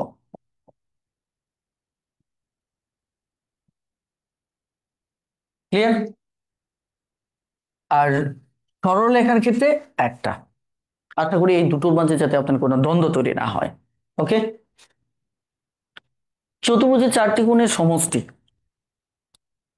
চতুর্ভুজের 4টা কোণের সমষ্টি কত? আমরা শুরুতেই কিন্তু বলছিলাম যে ত্রিভুজটা আসে চতুর্ভুজের অর্ধেক। তাহলে ত্রিভুজ যদি 180 হয়, তাহলে চতুর্ভুজ 360। বাগানের দৈর্ঘ্য 20 মিটার, প্রস্থ 10 মিটার হলে ওই বাগানের ক্ষেত্রফল কত? তাহলে দৈর্ঘ্য প্রস্থ যদি গুণ করেন তাহলে উত্তর হয়ে যাবে। 120 নেই? 10, সরি, 10 দুগুণে আমি নিজেই ভুল করছি। 10 দুগুণে কি? 20। ওকে। দেখেন, এরপরে আমাদের কোন অঙ্কটা আছে? এই অঙ্কটা আপনারা জানেন, খুবই সহজ অঙ্ক। একটি সরলরেখার উপর অঙ্কিত বর্গের ক্ষেত্রফল ওই সরলরেখার 1/4 উপর অঙ্কিত ক্ষেত্রের ক্ষেত্রফল কত? এটা ব্যাপারটা আপনারা একবার একটু মাথায় রাখবেন, তাহলেই হবে। ধরেন, আপনি যদি এটা 1/4 মানে তো বুঝতে পারছেন, এই যে এটাকে ধরেন, হুবহু আঁকাটা কঠিন খালি হাতে, কথা বুঝতে পারছেন? এখন ধরেন, এই কনসেপ্টটা হচ্ছে এটা মূলত।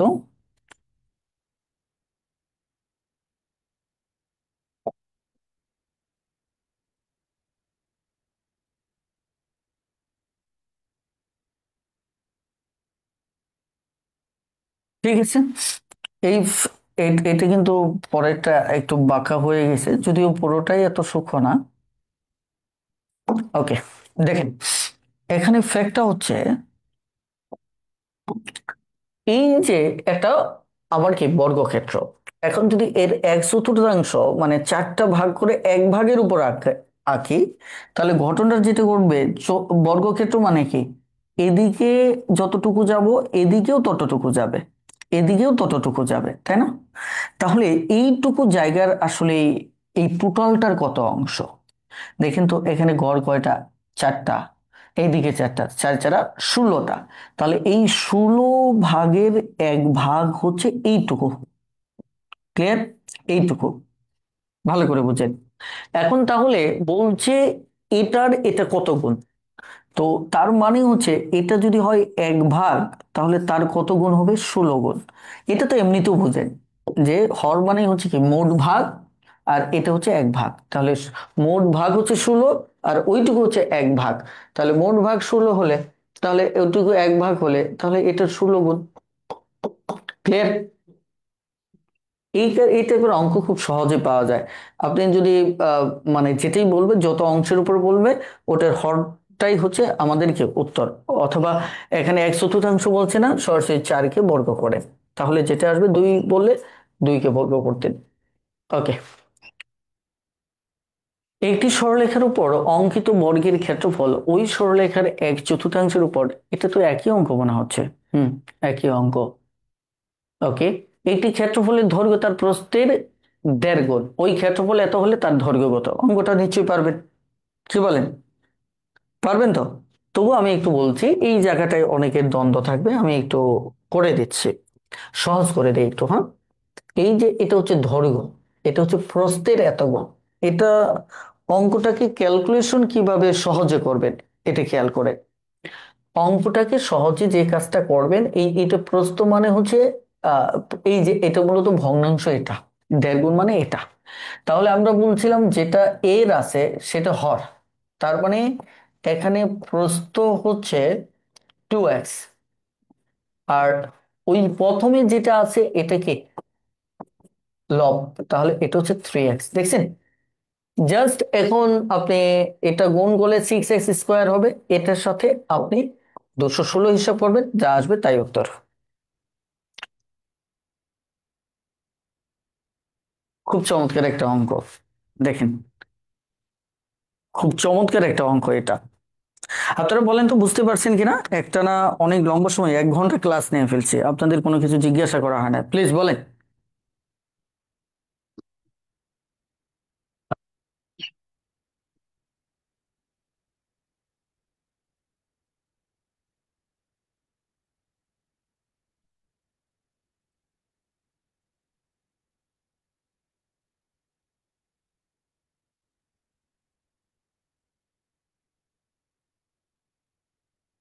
ওকে, বুঝেছি বুঝেছি, তাই না? মার্শাল্লাহ, মার্শাল্লাহ, গুড।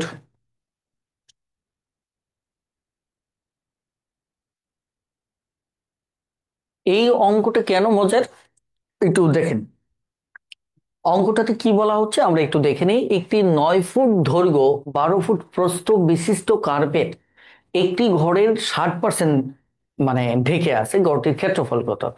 ধরেন এটা কি দৈর্ঘ্য প্রস্থ, তাই না? ওকে। এটার 60% পরিমাণ ঢেকে আছে, কথা বুঝতে পারছেন? আমি একটু যদি দেখি, 2,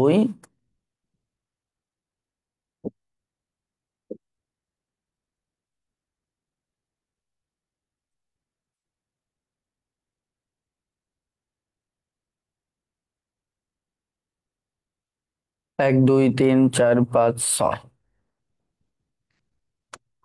আমি যা চেয়েছি সেটি প্র্যাকটিক্যালি একটু বোঝার জন্য। হ্যাঁ,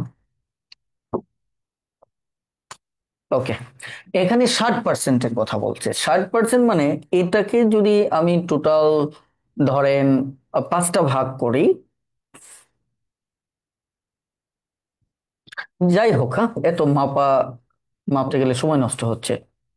1, 2, 3, 4, 3, 5, তার মানে তারা যেটা বলছে, এই 60% পরিমাণ যে ক্ষেত্রফলটা আছে এখান থেকে, এই পরিমাণ, এই ক্ষেত্রফলটা যেটা 60% পরিমাণ, আমি জাস্ট 5টা ভাগ করে এক একটা 20 করে রাখছি, দেখেন এই 60% পরিমাণে ঢেকে গেছে এই দৈর্ঘ্য আর প্রস্থে। তার মানে এইটুকু টোটালটা যদি আমি বের করি, এটা 100% হবে। এখানে 60%, আরো আমার কি 40% আছে, তাই কিনা? তার মানে এইটুকু টোটালটাই চাইছে, টোটালটাই কত হবে? 100% বের করলেই হবে। আগে আমরা এইটুকুকে 60% চিন্তা না করে আগে ওটা অনুসারে এটা ক্ষেত্রফল চিন্তা করি, ঠিক আছে? তাহলে এখানে যদি আমি এটা ক্ষেত্রফল বের করি, এই ক্ষেত্রফল বের করলে 9 গুণ 12, 9 দুগুণে 18, 8 হাতের 1, 9 কে 9, 10।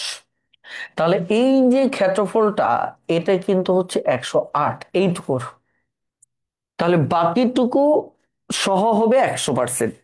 তাহলে দেখেন অঙ্কটা খুব ইন্টারেস্টিং একটা অঙ্ক, যে 108, খেয়াল করেন, 1% সমান হচ্ছে 108/60, আর এখানে 100% সমান মানে যেহেতু সম্পূর্ণটা চাইছে, তাহলে 100 দিয়ে গুণ করে, গুণ করলে এখানে 3 20, এখানে 5 20, এখানে 3 3 9, 3 6 18, 5 6 30, 3 5 15, 18, 180। ক্লিয়ার? ওকে। সমতলস্থ তিনটি বিন্দু দিয়ে কখন বৃত্ত আঁকা যায়? ওকে, এটা হচ্ছে যখন তিনটা বিন্দুর হিসাবটা দেখেন, তিনটা যদি সমরেখ থাকে তাহলে হবে না, যদি সমরেখ না থাকে তাহলে হবে। ধরেন এখানে সমরেখ নাই, তাহলে আপনি এক বৃত্ত রাখতে পারবেন। এখন সমতলস্থ তিনটি বিন্দু দিয়ে কখন বৃত্ত আঁকা যায়? যদি বিন্দুগুলো সমরেখ না হয়। ক্লিয়ার? এছাড়া আঁকা যাবে না। একটি গাড়ির চাকা মিনিটে 90 বার ঘুরে 1 সেকেন্ডে চাকাটি কত ডিগ্রি ঘুরবে? দেখেন তো, 1 সেকেন্ডে। আপনার অঙ্কে স্পষ্ট করে বলা হচ্ছে 1 মিনিটে 90 বার করে। দেখেন তো, আমি যদি বলি 1 মিনিটে, মানে 60 সেকেন্ডে, 60 সেকেন্ডে 90 বার করে, তাই না? কিন্তু আমার 1 সেকেন্ডের ভ্যালুটা বের করতে হবে, কিন্তু 1 সেকেন্ডে কতবার ঘুরে এটা বলে না, ডিগ্রি চেয়েছে। তাহলে একবার ঘোরার মানেটা কে? 360 ডিগ্রি। একবার ঘোরা মানে কে?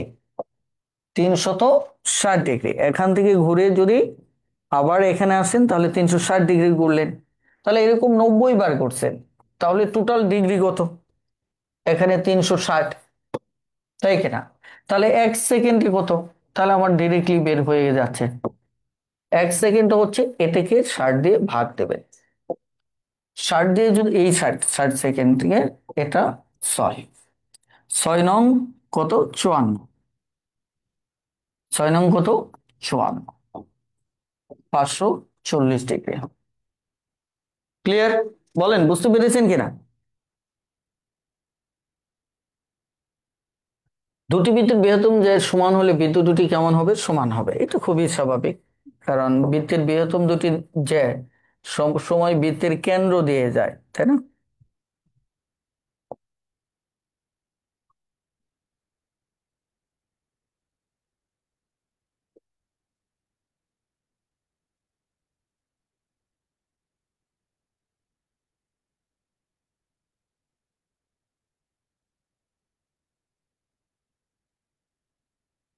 বেশ, এখন এই যে এখান থেকে কিন্তু এটা পুরোটাই, হুম, এই দুটো সমান হওয়া মানে কি? এই দুটো সমান হওয়া মানে, খেয়াল করে দেখেন, এই যে এখান থেকে এই পর্যন্ত, হ্যাঁ,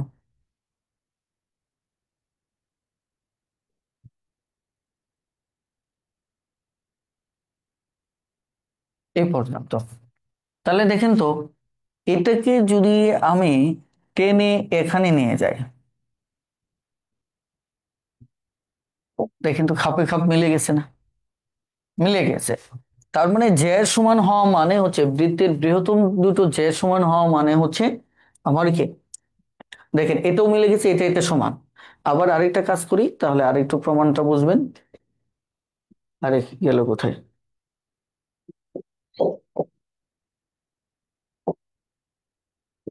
দেখেন, সমান। ক্লিয়ার? বলেন বুঝতে পারছেন কিনা? এবার আসেন, দুটি দুটি বৃত্তের ব্যাসার্ধের অনুপাতে আছে ক্ষেত্রফল অনুপাতে। এটা খুবই সিম্পল,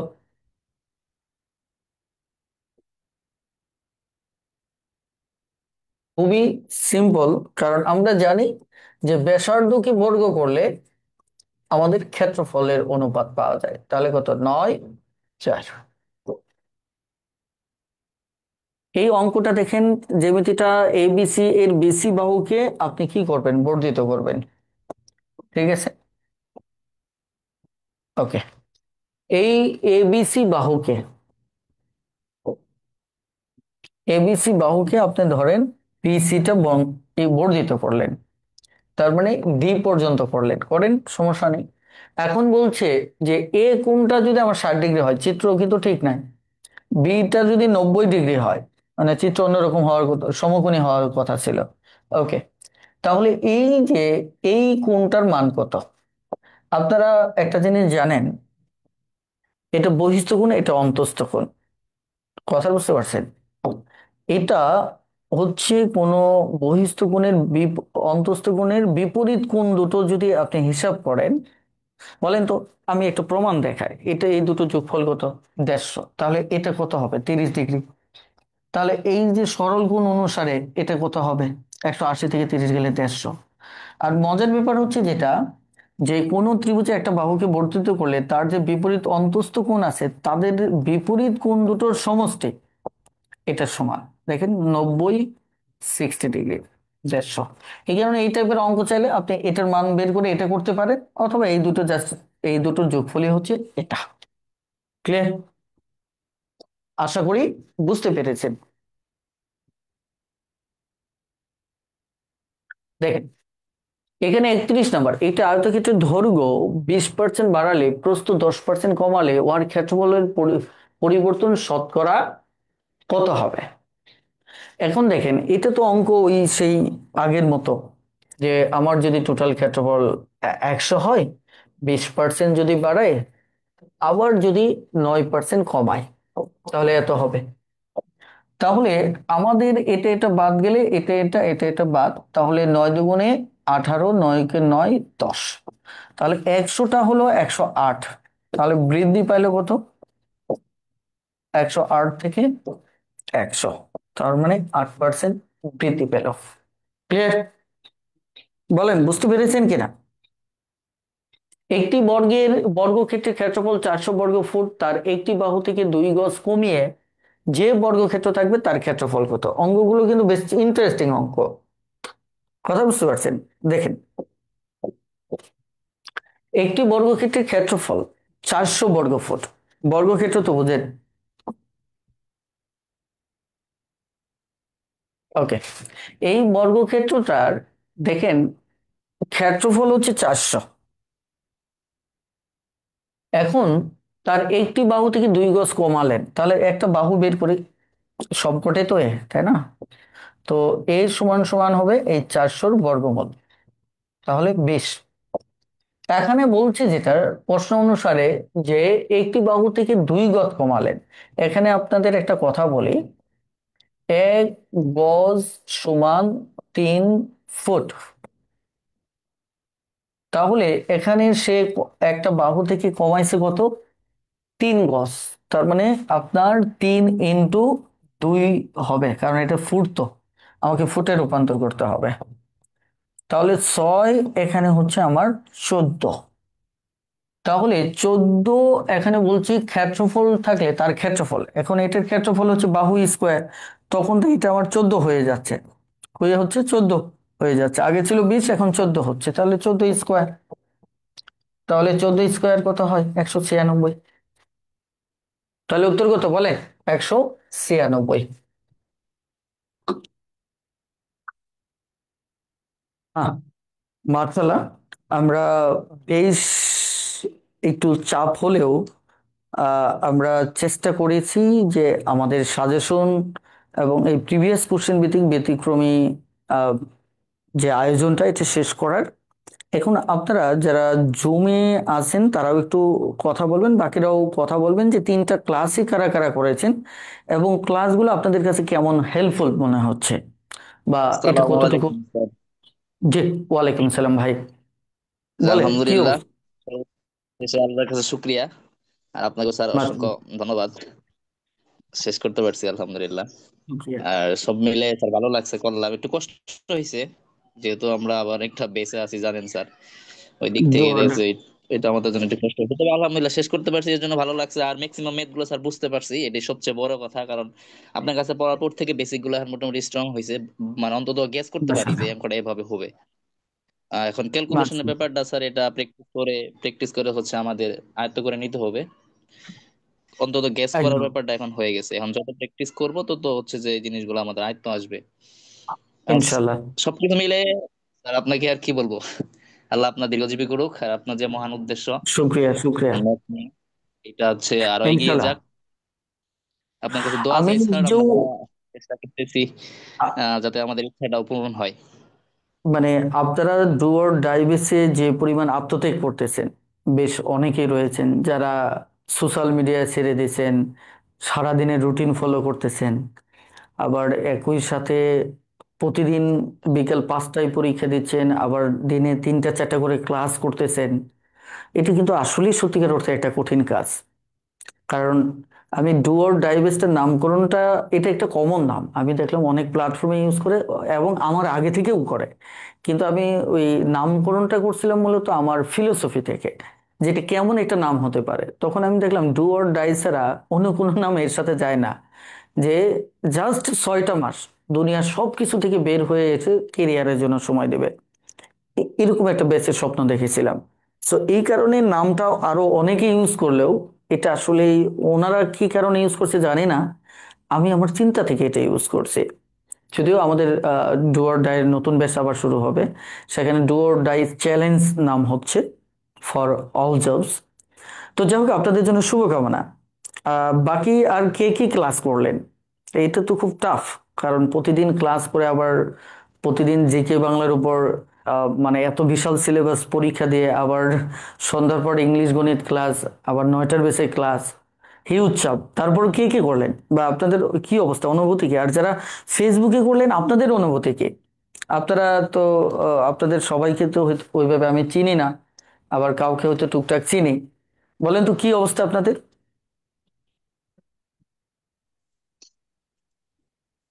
জি স্যার, আলহামদুলিল্লাহ ভালো। কেমন, মানে সবকটা ক্লাস করেছেন? স্যার আমি একদিন ক্লাস করতে পারি নাই, বাকি ক্লাসগুলো করছি। ডুয়ার ডাইভেজের স্টুডেন্ট স্যার আমি। জি, তো একদিন মাশাআল্লাহ। ব্যক্তিগত একটু প্রবলেম কারণে করতে পারি নাই, আর বাকি প্রত্যেক ক্লাসগুলোই করছি স্যার। স্যার আমার একটা কথা মাশাআল্লাহ। ছিল, যেটা হচ্ছে যে খাদ্য উপসহকারী যে পরীক্ষাটা স্যার, ওইটা হচ্ছে আগামী মাসের 19 তারিখে। হুম। ওইটার জন্য যদি ইংরেজিটা এভাবে করতেন তাহলে আর কি উপকৃত হতো। আমি একটু বলি, ইংলিশের ব্যাপারটা মাথায় আছে, কিন্তু এই মুহূর্তে উম, আমার বেশ কিছু কাজ গুছাবো। আমার কিছু অ্যানালাইসিস, বেশ করে আহ, বই, আবার আপনাদের নিয়ে নতুন করে আমি আরো কিছু ভাবতেছি, সবকিছু মিলে আমি কিছু কাজ গুছাবার মাঝখানে দুটো ব্যাচ আছে যেটা আমার শেষ করতে হবে। তোর মধ্যে ওটাও বন্ধ রেখে তো আপনাদের ক্লাসটা কন্টিনিউ করলাম। সেটা হচ্ছে, আমি যে 2024 সালের প্রশ্ন ব্যাংকের যে ক্লাসগুলো, হুম, এখানে 700-র উপরে জি। অঙ্ক আছে। তো এটা আমাকে এইভাবে ম্যারাথন ক্লাস নিয়ে শেষ করতে হবে, কারণ এটা শুধু ফ্রিতে দিচ্ছি ব্যাপারটা এমন না, এটি কিন্তু আমার প্রতিশ্রুতিযুক্ত ক্লাস।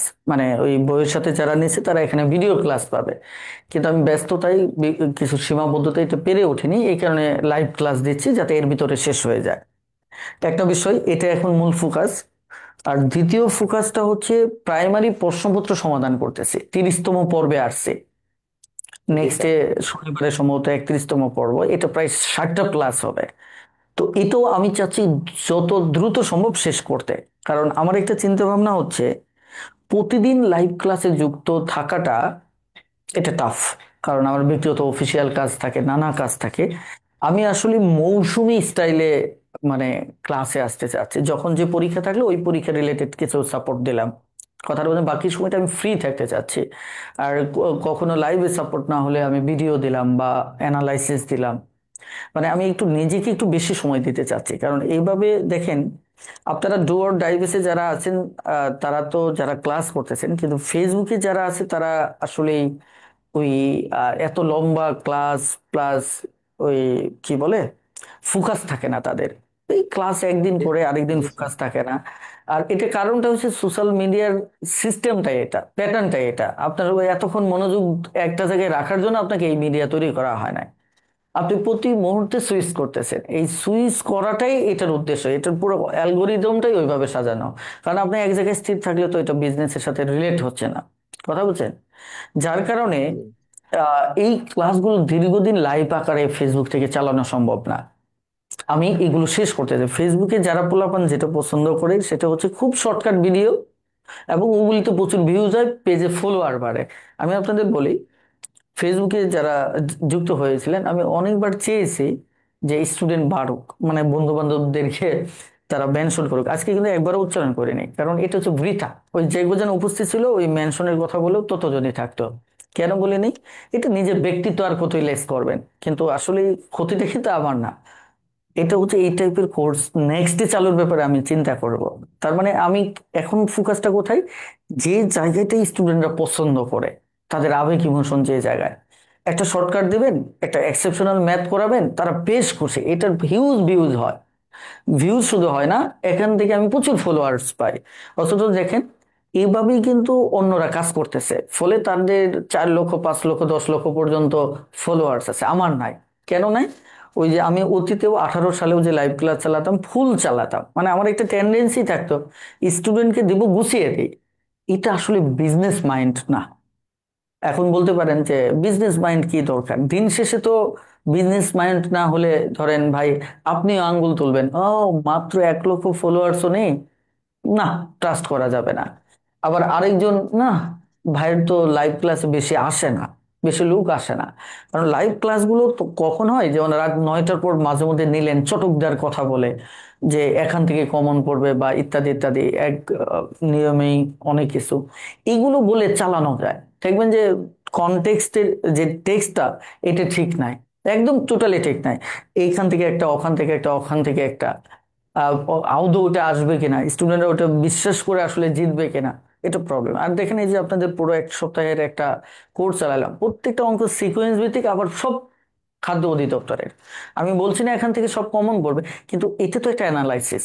এটা তো আমার মনে হয় না বাংলাদেশে কোনো শিক্ষক এভাবে পরিশ্রম করে অ্যানালাইসিস করে এই কাজটা করবে। তো কিন্তু রেজাল্ট অ্যাজ এ রেজাল্ট, মানে ফাইনালি যদি এইভাবে আমি দেখি, তাহলে দেখবেন ওই যে কিছু স্টুডেন্ট ডেডিকেটেড, একটু উপকার হয়, আর বাকিরা এটা চায় না। কথা বুঝছেন? তবে আমি কিন্তু এই কোর্সটাও আপনাদেরকে টার্গেট করেই মূলত করা, যে আপনারা আমার ডু অর ডাই বেসে আছেন। সামনে একটা পরীক্ষা, এই পরীক্ষা প্যাটার্ন কি হবে, এই কারণে আমি কষ্ট করেছি। আর ফেসবুকের ওপেন প্ল্যাটফর্ম হিসেবে আমার আসলে সিরিয়াসনেসটা ছিল না। আমি প্রথম 1-2 দিন চেষ্টা করছি, আমার টার্গেট ছিল যে স্টুডেন্টরা সিরিয়াস হলে তাহলে ফ্রি জিনিস আমি যদি পাবলিকলিও দিই, আমার তো আর কম পড়বে না। আল্লাহ আমাকে এটা একটা যোগ্যতা দিছে, এই যোগ্যতা যদি আমি মানুষকে দিই, আমার ক্ষতি কি? আমার তো ক্ষতি নেই। কিন্তু ওই যে সমস্যাটা হচ্ছে, তারা এমন একটা জায়গা থেকে ক্লাস করে ওই জায়গায় দীর্ঘক্ষণ। এই যে দেখেন, আপনারা যে কজনই যুক্ত হন, হয়তো 2-1 জনে এদিক সেদিক মাঝখানে ব্যস্ততার কারণে লিভ নিচ্ছেন, আর সবাই কিন্তু শুরু থেকে শেষ পর্যন্ত ক্লাস করতেছেন। এটার কারণটা কি? জুম এখানে আপনাকে মনোযোগ কেড়ে নেওয়ার মতো এখানে কিছু নাই। আপনি এখানে আপনার বাকি সোশ্যাল মিডিয়ার অ্যাপস গুলো আপনার বন্ধ, আপনি যাবেন কোথায়? বের হয়ে গেলে রুমে যেতে হবে, আর আপনি তো, অথবা কোনো কাজে যাবেন। আপনি কিন্তু আপনার মনোযোগ ব্রেকআপের জন্য এখানে কোনো এলিমেন্টস আপনার সাথে কাজ করতেছে না। এই কারণে আপনারা যারাই আসতেছেন ক্লাস করতেছেন। কিন্তু সোশ্যাল মিডিয়াতে এটা না, ওরা একটু পরে ভালো লাগতেছে না, তার অপশন আছে একটা রিল দেখা, অন্য একটা ভিডিও দেখা। মানে আমাদের প্রতি মুহূর্তে আমরা নিজেদেরকে অ্যাভয়েড করি কিভাবে? ধরেন একটা ক্লাস কষ্ট হচ্ছে, তখন মনে হয় না আর একটা সহজ পেজ দেখে। তো ওখানে মানে আপনাকে একটা কাজ, অনেক সময় শয়তানও একটা ভালো কাজকে ডিরেক্টলি খারাপ কাজ দিয়ে রিপ্লেস করে না, আরেকটা ভালো কাজ দিয়ে রিপ্লেস করে। এটা আপনারা ব্যক্তি জীবনে দেখবেন যে আপনাকে এমন একটা কাজ, এখন বাংলা পড়তেছেন, অথচ বাংলা আপনার রুটিনে, আপনার মন বলতেছে না বাংলা পড়ো না, ভাল লাগতেছে না, গণিতটা পড়ি, গণিতে দুর্বল আছে। এই যে দেখেন যুক্তিটা, দেখেন যুক্তিটা হচ্ছে, বাংলা আপনার রুটিন, রুটিন পালন করাটা হচ্ছে আপনার চ্যালেঞ্জ। উপকার হোক আর না হোক, এটা যদি অভ্যাস হয়ে যায় আপনার জীবন বদলে যাবে। কিন্তু শয়তান আপনাকে কি করতেছে? না, রুটিনে বাংলা আছে, কি আছে, বাংলা এখন ভালো লাগতেছে না, তাহলে আমি একটু গণিত পড়ি, গণিতে তো দুর্বল। দেখেন যুক্তি কিন্তু অনেক সুন্দর, কিন্তু আলটিমেট আপনাকে ট্র্যাকলেস করে ফেললো আপনার অজান্তেই। আপনি কিন্তু এটা কল্পনা করতে, 2 দিন পর আর রুটিন থাকলো না। এইভাবে আমরা প্রতিনিয়ত আমাদের সত্তার কাছে নিজেকে বিক্রি করে, এই সাইকোলজি গুলো আমাদের মাঝে থাকে না। এটাই প্রবলেম, কথা বলছেন? এই যে যেমন দেখেন, আমি যদি এখন সোশ্যাল মিডিয়াতে বলি যে ভাই একটু মেনশন করে দেন, ভাই একটু শেয়ার করে দেন, এমনিতে যা করার করতো, এটা বলার পর আরো করবে না। বলেন তো কেন? কারণ ওই যে সাইকোলজিতে প্রবলেম কি? প্রবলেমটা হচ্ছে তারা লাভ লস হিসাব করে না। যে ঠিক আছে, আমি কষ্ট, আমার তো একটা লাভ আছে, লাভ লস হিসাব করে না যে এই এখানে যদি উপস্থিতি বেশি থাকে তাহলে এই টাইপের আমি আরো সাপোর্ট পাবো, এটা আমার একটা লাভ। এটা সে লাভটাই কারণ সে বলবে, এটা মেনশন দিব বা শেয়ার করব, এটা তো আমার প্ল্যাটফর্মে গেল, আবার স্যারের উপকার হচ্ছে। দেখেন, আমাদের এই লাভ ক্ষতির জায়গাটা আমরা ক্যালকুলেশনে বারবার ব্যর্থ হই, যার কারণে দেখবেন তাদের ইগো তাদেরকে আটকায় রাখতেছে। কথা বুঝতে পারছেন? এই কারণে দেখবেন ওই আহ, আমরা যারা একটু চাই যে, যেমন আমরা যে সময়ের শিক্ষক, আমাদের শিক্ষকরা কেউ এসে নাচানাচি করে না। কেন করে না? তারা পারে না, কিন্তু তারা অনেকেই জনপ্রিয়। আপনার বই সেক্টরে যান, বিভিন্ন সেক্টরে তারা লিড দিচ্ছে, কিন্তু দেখবেন তাদের ক্লাসগুলোতে তারা লাফালাফি করে না। তাদের একটাই আফসোস লাগে যে এই যারা মানে ওই টুটকা বিক্রি করতেছে, এরা যেভাবে আধিপত্য বিস্তার করতেছে, একসময় তো মানে যারা রিয়েল হিরো তারা হারিয়ে যাবে। কথা বুঝতে পারছেন? আমি এর আগে একবার একটা বিষয় নিয়ে ভাবতাম, যেমন একটা বুক শপে একটা বই প্রচুর বিক্রি হয়, বেস্ট সেলার হয় প্রতি বছরই প্রায়। তো আমি একদিন একজনকে জিজ্ঞেস করলাম যে এই যে বাজারে একটা ভালো বই আছে, এটা একটা ভালো বই প্রাইমারির, এটার তুলনায় এটা কিচ্ছু না। তে এই বইটা তো কোয়ালিটির ভিত্তিতে এই প্রাইমারি বইটা বেশি চলার কথা, কিন্তু তারও 10 গুণ বেশি চলতেছে এই প্রাইমারি বইটা। ওয়াই? তার মানে হচ্ছে পুরো বাংলাদেশ একটা অন্ধ, এদের থার্ড আই, তৃতীয় চক্ষু যেটা বলে, এটা তাদের ভিতর নাই। তাদের আছে মান, অভিমান, আবেগ, আর হচ্ছে কি হুজুগ। এর বাইরে যে একটা ক্রিয়েটিভ অ্যানালাইসিস, ক্রিয়েটিভ থিঙ্কিং, মানে এই বিষয়গুলো বা ইমোশনাল ইন্টেলিজেন্সের জায়গার যে ভারসাম্যটা, এটা নাই। তাদের ইমোশনাল ইন্টেলিজেন্সের জায়গায় শুধু ইমোশনটা আছে, কিন্তু কখন থামতে হবে আর কখন ছুটতে হবে, এই যে ব্যালেন্সটা টোটালটা, যেটা ইমোশনাল ইন্টেলিজেন্সের ক্যারেক্টার, এটা তাদের মাঝে নাই। ফলে এই জাতি কিন্তু বারবার হোঁচট খাচ্ছে, বারবার ছিটকে যাচ্ছে। আপনি দেখবেন, আপনি যদি এখন, যেমন আমি যদি একটা কোর্স ধরেন ম্যাথ কোর্স 1500 টাকায় করি, এই পোলাপান গুলো এসে কমেন্ট করবে এই যে কোর্স কোর্স বিক্রি করতেছে। এখন দেখেন, এই যে কমেন্টটা করছে, এটা কিন্তু দ্বিচারিতা। কেন? এই যে দেখেন, সে কিন্তু ফ্রিতে আমাকে কোনো সাপোর্ট দিচ্ছে না। আমি একটা শেয়ার দিতে বললাম, মেনশন দিতে বললাম, আমি ফ্রি ক্লাস নিছে, এটা কি আমার একটা টাইম কেনা? আমি, তাদের কথা হচ্ছে, সে যে একটা টাইম ইলিগেলি চাচ্ছে। দেখেন, সে কিন্তু ওই টাইমটা দিচ্ছে না। সেও যদি টাইমটা দিত তাহলে দুটোই লিগেল হতো, যে ঠিক আছে আমি সাপোর্ট দিচ্ছি, স্যারও সাপোর্ট দিচ্ছেন, দুটো লিগেল হতো। কিন্তু এখানে কিন্তু লিগেল হচ্ছে না, সে কিন্তু তার জায়গায় ইমোশনাল বলতেছে যে কোচিং বিজনেস, কোচিং বিজনেস। আবার দেখেন, আপনারা যারাই জব পাচ্ছেন তাদের বড় একটা অংশই কোনো না কোনো ভাবে, অ্যাডমিশন বলেন যেখানেই বলেন, এই কোচিং এর গাইডলাইনের বাইরে কিন্তু সফল হচ্ছে না। এখন প্রশ্ন করতে পারেন, অনেকেই তো আছেন যারা সফল হয়েছে, যারা কোচিং করেন, এই সংখ্যাটা খুবই কম। এটা আপনারা বাইরে থেকে বুঝেন, হয়তো কারোর চাপাবাজিতে বুঝতে পারেন, কিন্তু আমরা কোচিং চালাই তো কোনো না কোনো সময় তারা কোনো না কোনো জায়গায় তারা কি থাকে, সেটেল থাকে, কিন্তু তারা ওই, হয়তো আমরা তাদেরকে মানে ফ্রন্ট লাইনে দেখি না। আরেকটা ব্যাপার হচ্ছে, যারা ভালো তারা এমনিতেই ভালো না। দেখেন, স্টুডেন্ট জন্মের পর থেকে 5টা টিচার তার পিছনে। খুবই রিয়ার যারা একদম ন্যাচারাল মেরিট নিয়ে পড়া হয়, এটা খুবই রিয়ার। কথা বুঝছেন? আপনি দেখবেন যে অধিকাংশরাই 4টা 5টা করে টিচার, ক্যাডেটের ভর্তির জন্য এতগুলো টিচার, অ্যাডমিশনের এত টিচার, পরে আবার দেখেন, এগুলো তো প্রত্যেকটাই সে এখন পড়তেছে না, একটা সময় তাকে এই এই জায়গাগুলোতে ভিত্তি গড়ে তোলা হয়েছে। তার মানে দিন শেষে কিন্তু অবদান সেই আমাদের মতো টিচারদেরই। কিন্তু দেখবেন এই যে যারা হতাশ, ব্যর্থ, নিজেরা পারতেছে না, তারা আঙ্গুলটা কিন্তু আমাদের বিরুদ্ধেই তুলবে। কারণ তারা নিজেরা কোচিং এ অভ্যস্ত না, শৈশবেও করে নাই, ফাঁকিবাজি দিছে, এখনো আবার নিজেরা হেল্পফুল না। বাট অভিযোগের ব্যাপারে তাদের মানে জ্ঞান বলে যে এটার মানে বিপরীতে বলা মানেই হচ্ছে একটা বিপ্লব, একটা প্রতি বিপ্লব, বা এটা অন্যায়ের প্রতিবাদ। কিন্তু ভুল কথা। পৃথিবীতে অ্যাসেট হচ্ছে টাইম। আমি টাইম দিচ্ছি, এই যে আমি যে প্রত্যেকটা কথা বলতেছি, এই টাইমের আমার একটা ভ্যালু আছে। আমি এখানে কথা না বলে যদি আমার জায়গায় গিয়ে আমার সৃষ্টিকর্মে দিই, সেখানে আরেকটা প্রোডাক্ট ডেভেলপ হবে। তাহলে বলেন তো, এই যে আমি আপনাকে সময় দিচ্ছি, তাই কিনা? কেন আপনি দেখবেন অনেক জনপ্রিয় টিচাররা কখনোই ভালোভাবে, যারা একদম রিয়েল বুদ্ধা, তারা এইভাবে ওই দেখবেন যে লাইভেই আসে না, টুকটাক আসে। তারপর আসলেও আপনাকে এত ফ্রিতে এসব দিবে না। কেন দিবে? কারণ তার টাইমের একটা ভ্যালু আছে। সে জীবন পরিশ্রম করে এমন একটা জায়গায় গেছে, তার কাছে টাইম ইজ মানি। আর আপনার টাইম, আপনার কাছে কি time is Facebook, time is YouTube, আপনার কাছে টাইম ইজ কে এই যে দেখবেন যে বিভিন্ন পোস্টে গিয়ে গালিগালাজ করা, রাজনীতি নিয়ে গল্প করা। একটা কথা বলেন তো, বাংলাদেশের প্রত্যেকটা স্টুডেন্ট একটা জায়গায় সবচেয়ে কেনে, সেটা হলো রাজনীতির ক্ষেত্রে। কারণ কি, বাংলাদেশে সঠিক রাজনীতি নাই। এই কারণে এই মানুষগুলোও ভুল, এই কারণে পুরো রাজনীতিতে এরা দক্ষ। তো যাই হোক, একটু লম্বা আড্ডা দিলাম। ও, দেখেন, এখানে বলছি প্রাইমারি প্রশ্ন সলভ দেন না, শনিবার আমার পরীক্ষা। হ্যাঁ, বুঝতে পারলাম না। ওকে, তাহলে ভাই আমরা বিদায় নিই, কি বলেন? সময় নষ্ট করা যাবে না। ওকে, আমার মনে হয় বিদায় নিয়েই ভালো হবে ভাই। অনেক লম্বা সময়। লাইভটা ফেসবুকেও আছে, তো ফেসবুকে পোলাপান এমনিতেই কম। তাহলে ইনশাল্লাহ ভালো থাকেন, সুস্থ থাকেন, দেখা হবে আগামী ক্লাসে। আসসালামু আলাইকুম।